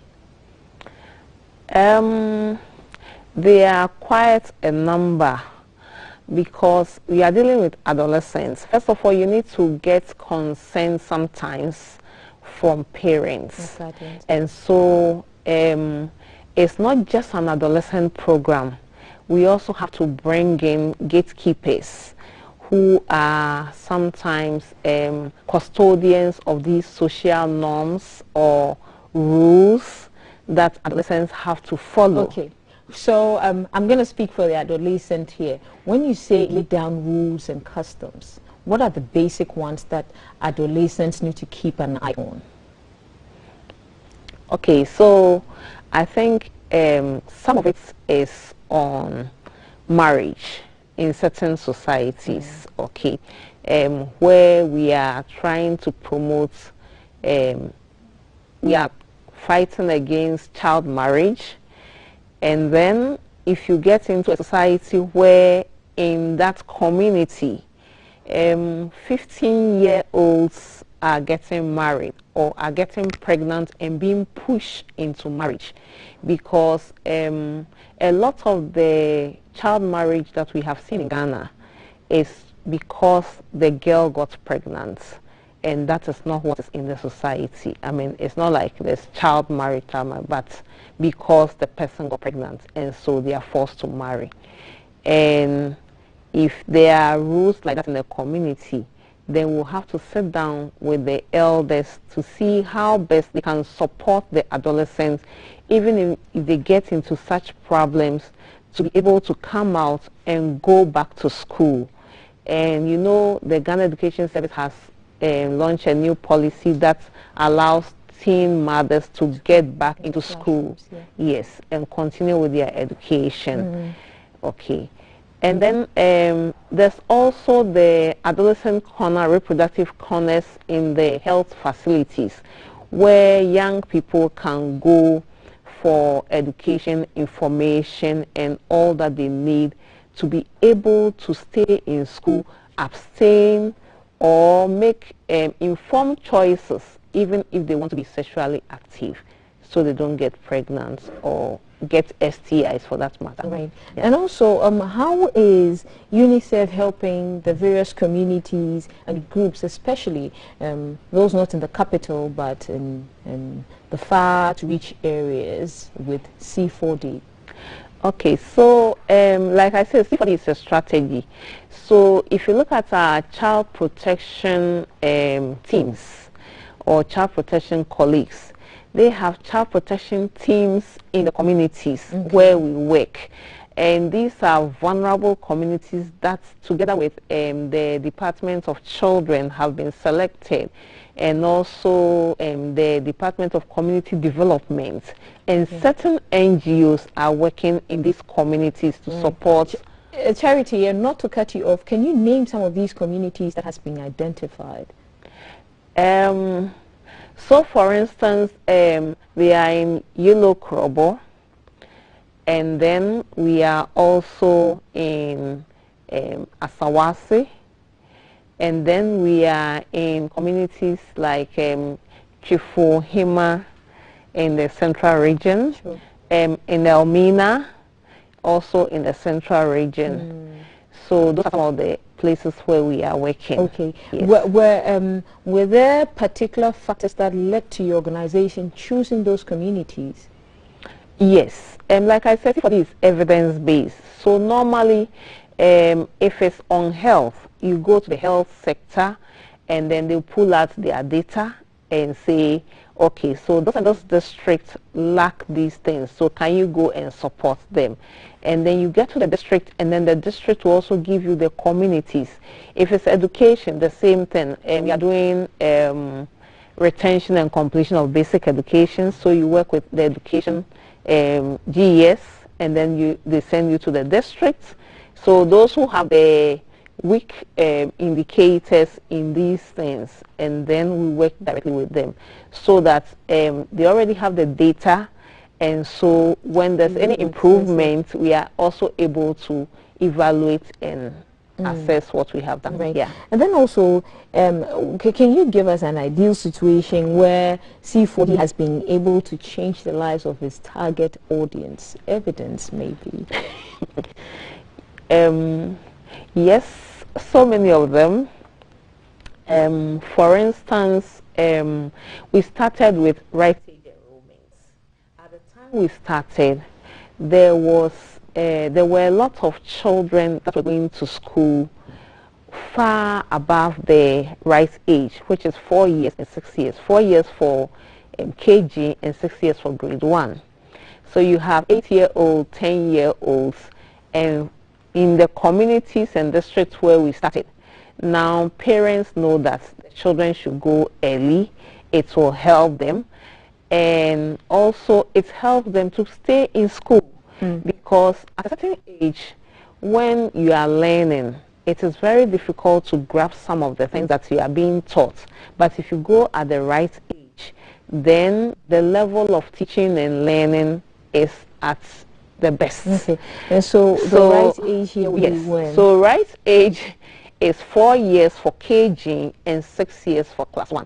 For the schools that don't have KG, or because there are schools that don't have KG, some communities they don't have enough children, and so the KG is in the bigger town, and then you have smaller children finding it very difficult to access this KG schools.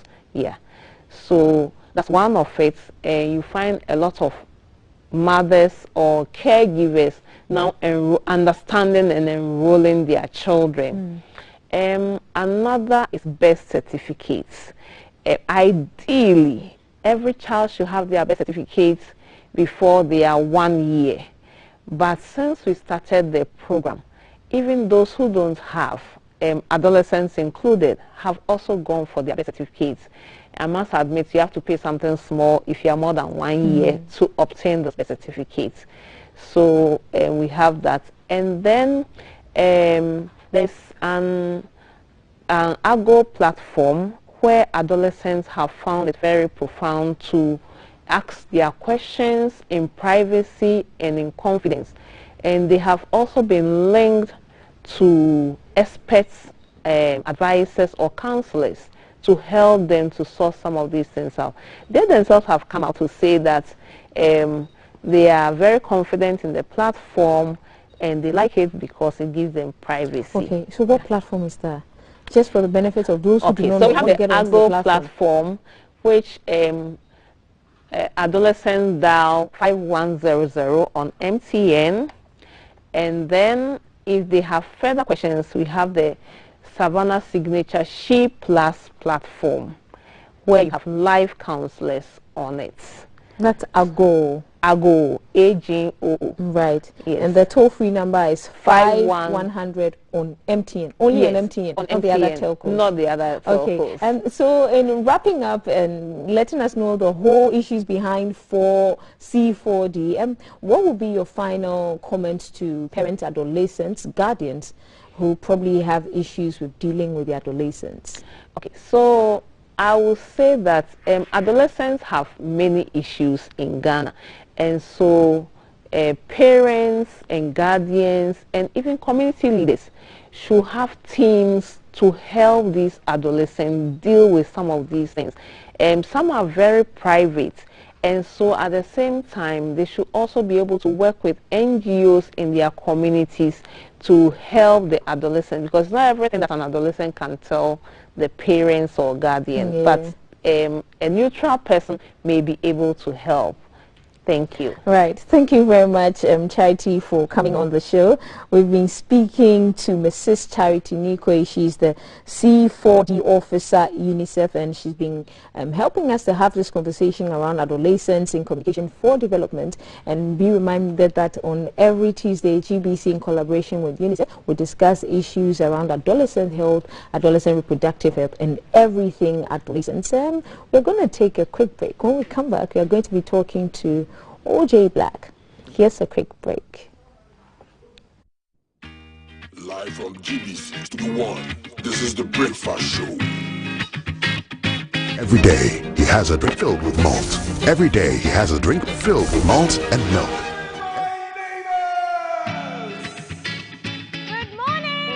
Good morning. It's a good morning, and we serve you breakfast. Not just any breakfast. Sizzling healthy.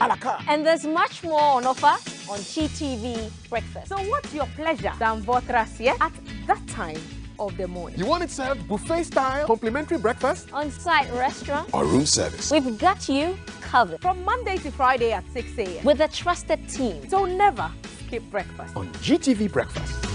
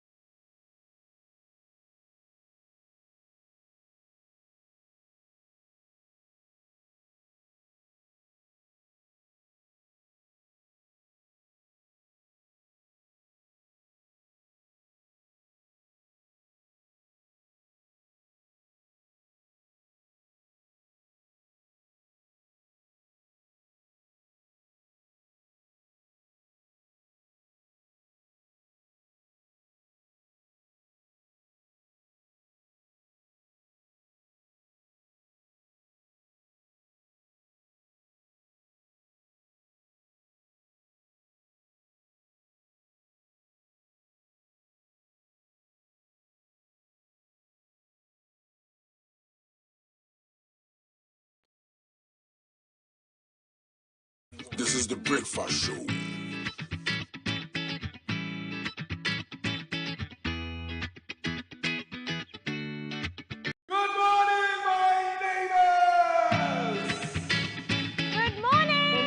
Good morning. It's a good morning, and we serve you breakfast. Not just any breakfast. Sizzling healthy. And there's much more on offer on GTV Breakfast. So what's your pleasure than Votrasia at that time of the morning? You want it served buffet style, complimentary breakfast? On-site restaurant. Or room service? We've got you covered. From Monday to Friday at 6 a.m. With a trusted team. So never skip breakfast. On GTV Breakfast.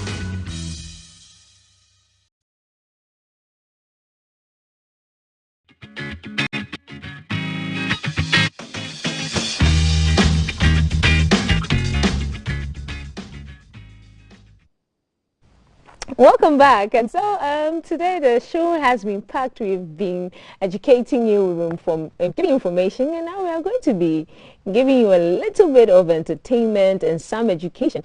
We are going to be speaking to OJ Black. You know the video that I just played, right? That guy was, I mean, he's sitting here, he's like dope, and he says that, I think he's now CRIF, but he became CRIF when he realized he had a kidney disease. If it wasn't for that, Charlie, the guy was still on the streets. This show is made possible by Airtel Tigo, and so we are going to take a quick break on Airtel Tigo and then come back and meet OJ Black.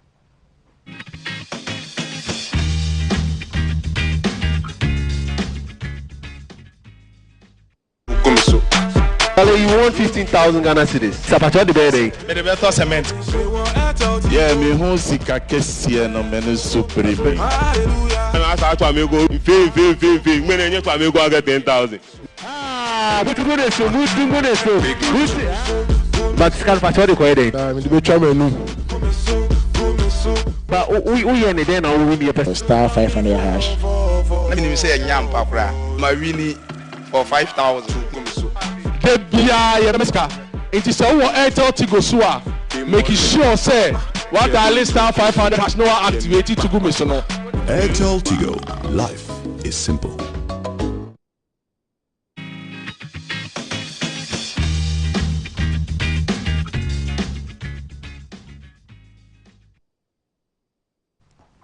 Welcome back. And so our guest to end the show is OJ Black, and OJ Black is actually a Ghan. He was born Andini Akrashi. He's an actor, radio DJ, and an absolute good rapper. He had a kidney disease. I mean, he was everywhere. If you know this guy, he was everywhere. And then suddenly he was backstage, and look, we are meeting him in person, and then he's going to tell us how he battled his disease, social media drama, and finally, as a gospel artist, he's still signed on to, no, we don't know if he's signed on to Lakes. So we're going to ask him all of that. So meet OJ Black. Boss, welcome to our set.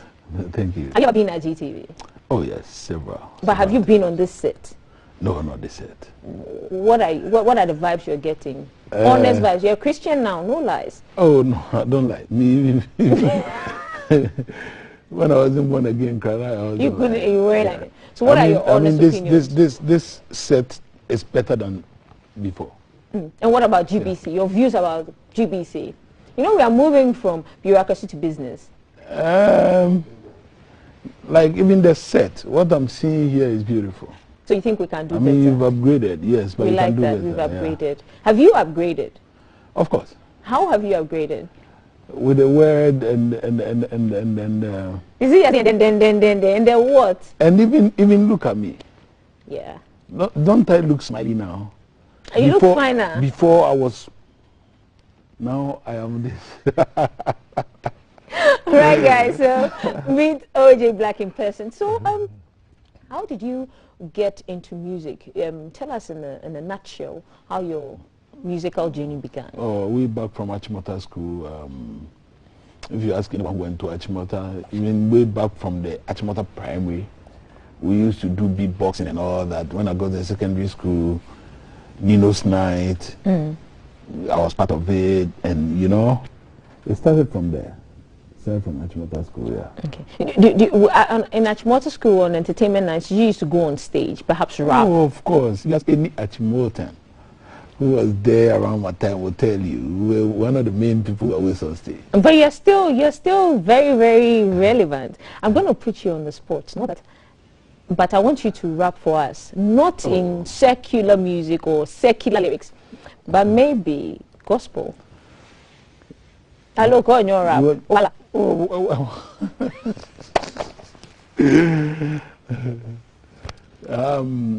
I have this Oh, come on. No. Give me back the fire. Okay. Let me do this for you.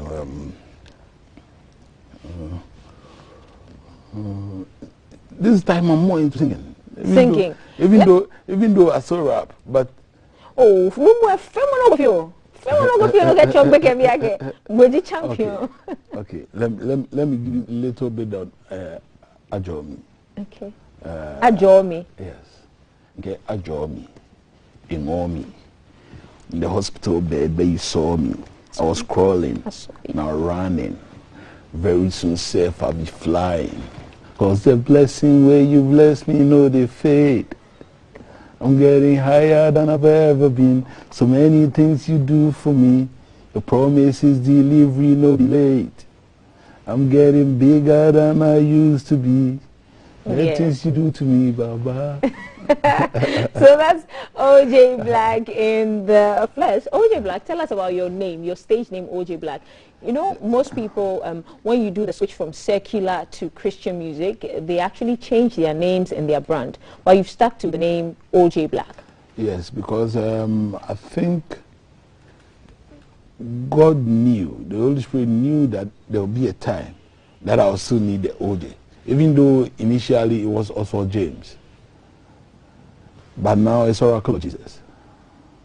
Okay. So now, I'm sure a lot of people are watching us now will be wondering, I mean, we saw pictures and stuff. So tell us about the whole journey, how you transformed after you got sick, and tell us about the whole journey. You know,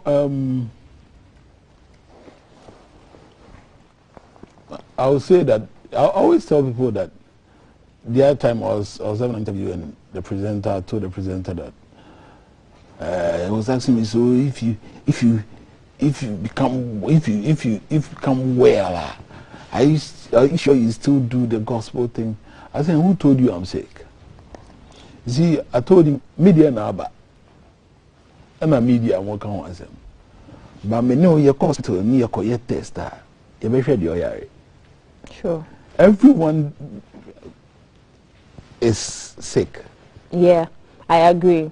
Until you go and do a thorough test on yourself, you know. When you working initially, when every time around doing my own thing, I didn't know there was something coming. So it's always like that. Sometimes it piles up, and then it will take you by surprise. Right. So OJ, when you realized that you had a medical condition, yeah, how did you feel? What were your initial reactions? I mean, how did your family react? How did your friends react? The people in your circles? The truth is, I was thinking about me getting healed, not what someone is thinking. Because at the end of the day, I'm going through it, and not that person. It's between me and God. You know, telling God my problems and making sure that I do what is right, and then. Right. So when you were laying on your hospital bed, did you think you would survive? Did you ever think you survived? Did you think that? The honest truth is yes. I never thought of a negative thing. I mean, at that time, whilst people were saying stuff, I didn't even want to hear what people were saying. So when my family comes to me and they talk about, do you know this person? I say, please. Now, what I need is prayer and my healing. Forget about what people say.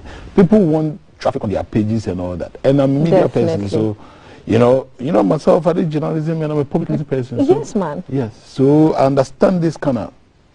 So you just sort of blacked everybody out? I just told my family that, listen, forget. People are doing business.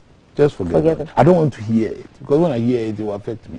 Okay, but then we had, I mean, it's been a while, but we had some comments about your friends and other people shunning you. Is that true? No, they can't shun me. No. I'd rather shun them. Because at the end of the day, gone by this, we will sit, drink, smoke, do things. Now you don't find me there. So it's a vacuum. I've created a vacuum. So I've left you. You can't leave me. Right. Yeah. Okay. So what are your general views about music industry? Gospel, secular, high life, hip hop, dancehall, all genres. What are your general views? As in whether it's yeah. Do you think you're progressing? Do you think we're going back? Yes. It's getting better. Even though we are supposed to, I mean, most people are supposed to understand the digital bit, because now we are in the digital world. You can't still go and copy CDs and think that you are going to sell some 20,000 CDs or 50,000 CDs. No, now it's all digital. That's where the numbers are. So that's where we have to get people to educate us on more. I mean, the young ones understand it because it's their era. The business part of music. You understand? Sure. So we have to be, those are the only things, but apart from that, music is growing. Music is growing. Okay. Yes. Okay, what is your relationship with Lakes Entertainment? Oh, my former boss and how do you call it? Yeah. What's the relationship you have with them now? Is it cordial? How do I even put it? Put it in a way for us. We okay. You're fine. Yes. When we meet, we chat. Are you cool with Richie? Of course, Richie is my brother. You know that. That's the most important thing when I get. Richie. We meet. Hey, one time we talk, and you know, it's just that we don't have business to do now. That's all. But when we meet, are you signed onto a new label now? Oracle Movement. Oracle Movement. Yeah. Okay. Is that your own? Yeah, I'm part of it. You're part of it. Yes. Okay. Your latest single is "I Am Blessed." I'm blessed. It's a gospel song. Yes, it's a gospel song. We are going to watch the video real quick. But before that, I want you to do the chorus. I want to put you on the spot with you. I've known you a long time. I am blessed, and there's nothing you can do about it. I am blessed. Ajo me. Sure. And so we're going to take a quick detour onto the video of "I Am Blessed" by OJ Black. You know that live from GBC Studio 1, this is the Breakfast Show.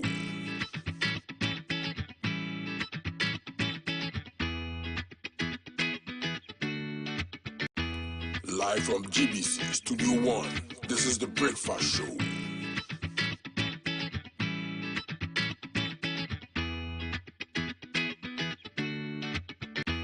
Live from GBC Studio 1, this is the Breakfast Show.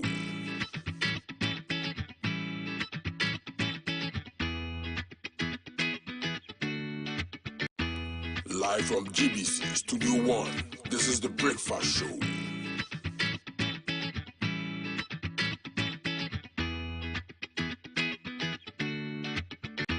Live from GBC Studio 1, this is the Breakfast Show.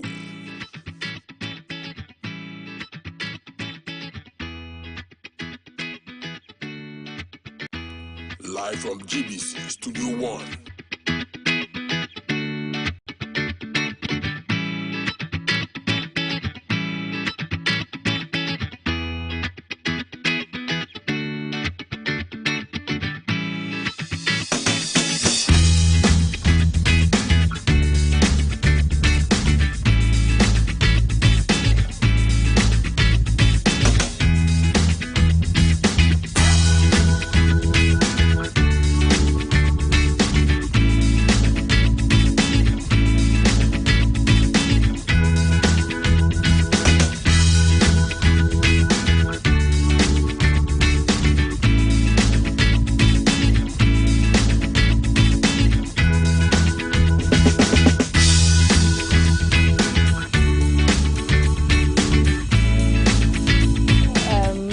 snippets of I Am Blessed by OJ Black.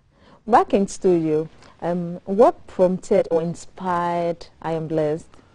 I'm Blessed, okay, I did show them first before I Am Blessed. Show them was to show them the power of God.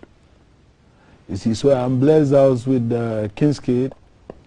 Whilst we were having lunch or something, so we were talking about music, and then we were like, Charlie, we didn't just say, what feel no cool? They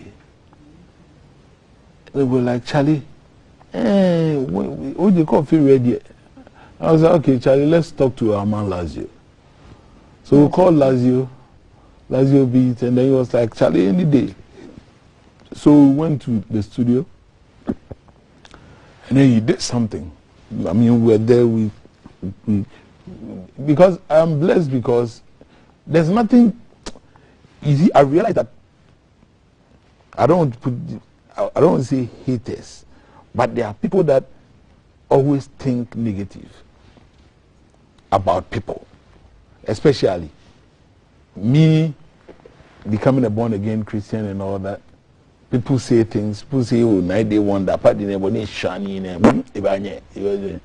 Oh, people said a lot of things. I heard a lot, but I knew they would come, and I even still expect more. Okay. So I'm telling them, there's nothing they can do. I'm blessed. There's nothing. No matter what you do, I'm blessed. Okay, but some also say that, a school of thought also say that you are delving into gospel music because you still want to remain relevant. Is that true? Relevant, as in how? Because I think secular, I can create secular music right now. Gospel, you have to take your time. And because you are sending a message to people. Come on, secular, on a good beat, no could happen. Just say some things. On the right beat. But this is gospel. You are propagating the gospel. You want to win souls. So you have to say things that will touch souls. So if you are there and you say, somebody is doing something and you say, you tell yourself, I'm blessed, and there's nothing you can do about it. It's an inspiration.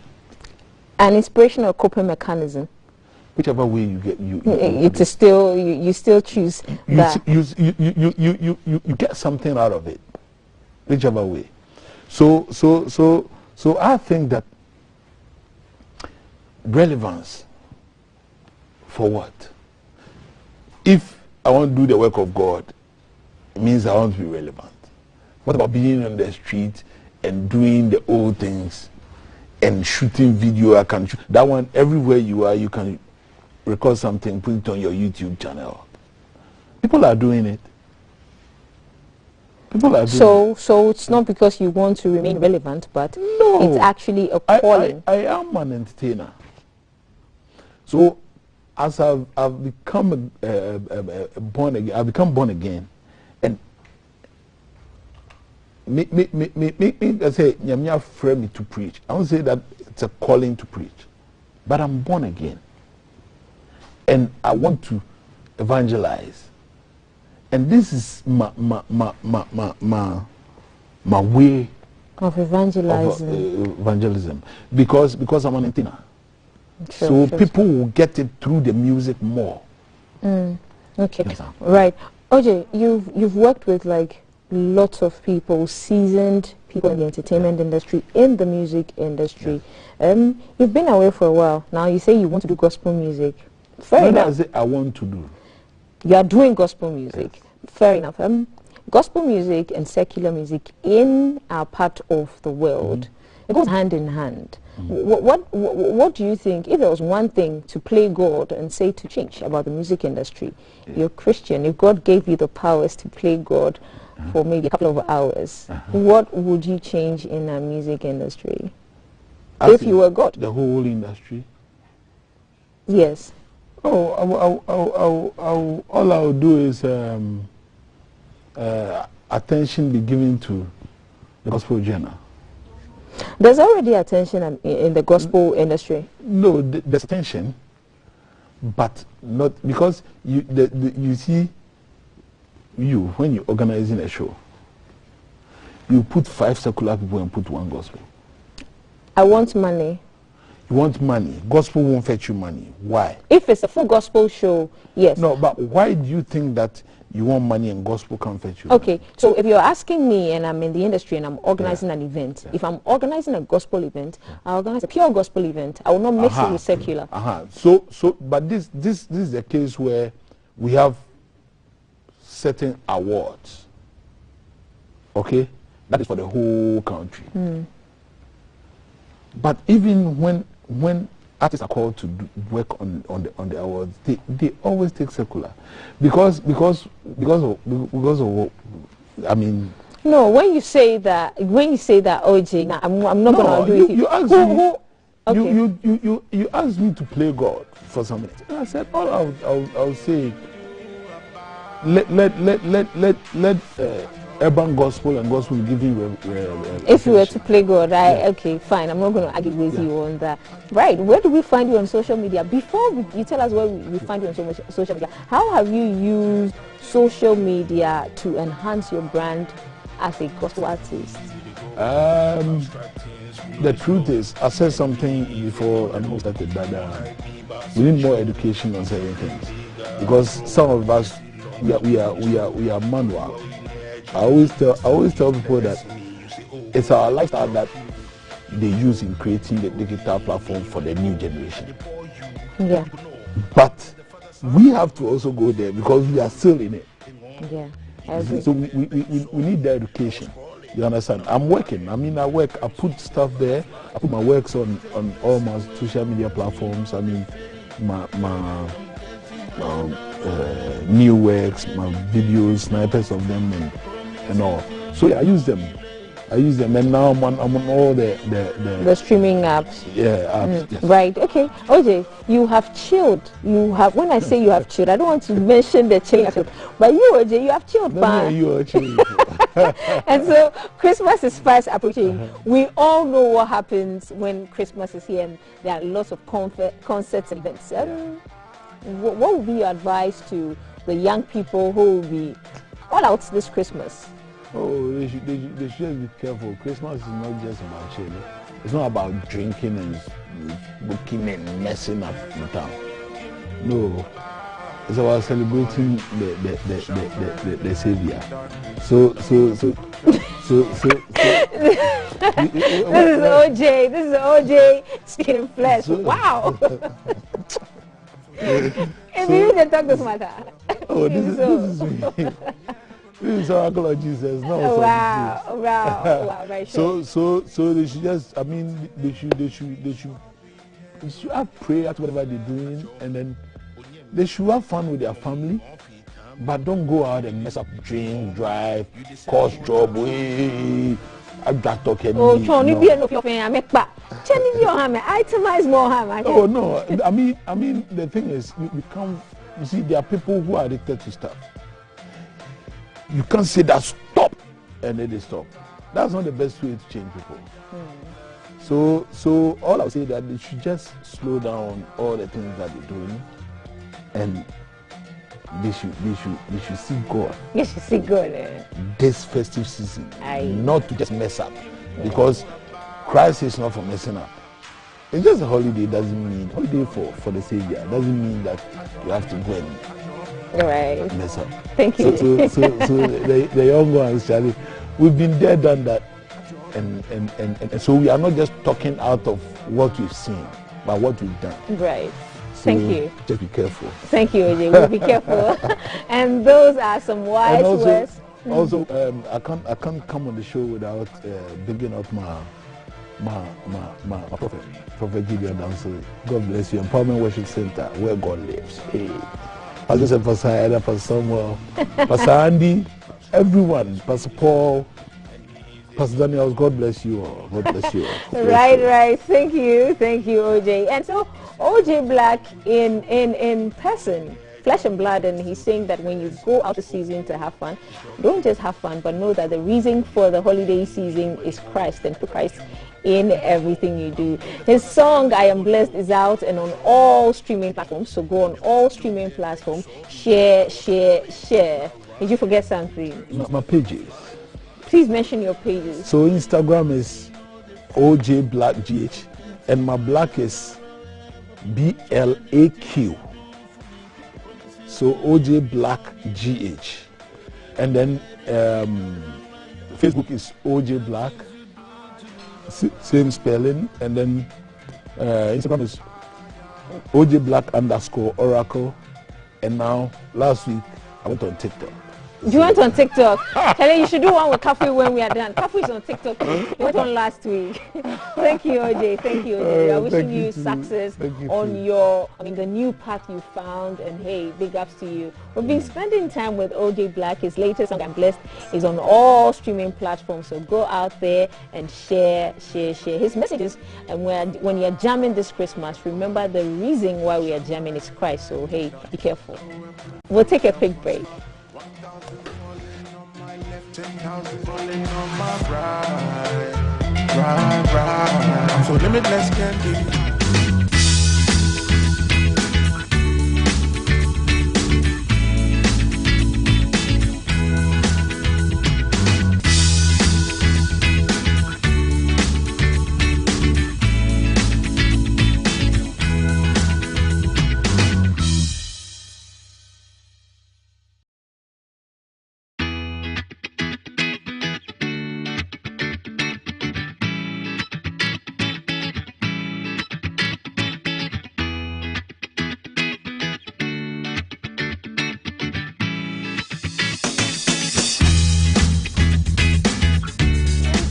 It's a party in studio. You've been educated, you have been informed, and you have been entertained. I particularly, apart from speaking with OJ Black, I mean, we'll do some more behind the scenes talking, but I particularly loved the conversation with the national best farmer. Kaf, did you love him too? Inspirational. I mean, when I was just watching, I was thinking there are some young people there who are going to be inspired by this conversation, and the messages came in. Yes, I had so many questions. He could barely land on one thought. Then I had another one coming because I wanted to know so much, and I hope everyone was as inspired as I was. Just 44 years. What I took from it, he said he'd never taken a loan in the business that he's business. Yeah, and he's never studied Greek in school. Once you have a passion for it, you develop. And now you can just learn these things. And you see the benefit of education also is there. You know, this is a farmer who knows what he's doing. Yeah. Extension services, fertilizer. While he was speaking, you could tell that, look, this is somebody who knows what they are on about. And gathering from what he said, he didn't really care if government was going to help him. Government was like, he was relied going on at it. Yeah. And hey. Awesome story, man. That's my interview of the day. Yeah, I think so Definitely. too. Yeah, see, you did good on that. Hey. I loved OJ though. I mean, it's OJ. It's OJ. When we finish, we're going to do the Charlie behind the scenes. Sharp. Alright guys, so we'll see you again. We promise to see you again 6 a.m. sharp tomorrow morning. We're streaming live on Facebook. We're streaming live on YouTube as the Ghana Broadcasting Corporation. We're active on Twitter as the GBC Ghana and Instagram as GBC Online. So we encourage you to share our pages, forward it to your friends, and remember all our handles are verified. And so when you share, you need to share from the blue tick. That's it, the blue tick. If you want to give us two things. First of all, our proverb is a healthy person who keeps begging for food is an insult to a generous farmer.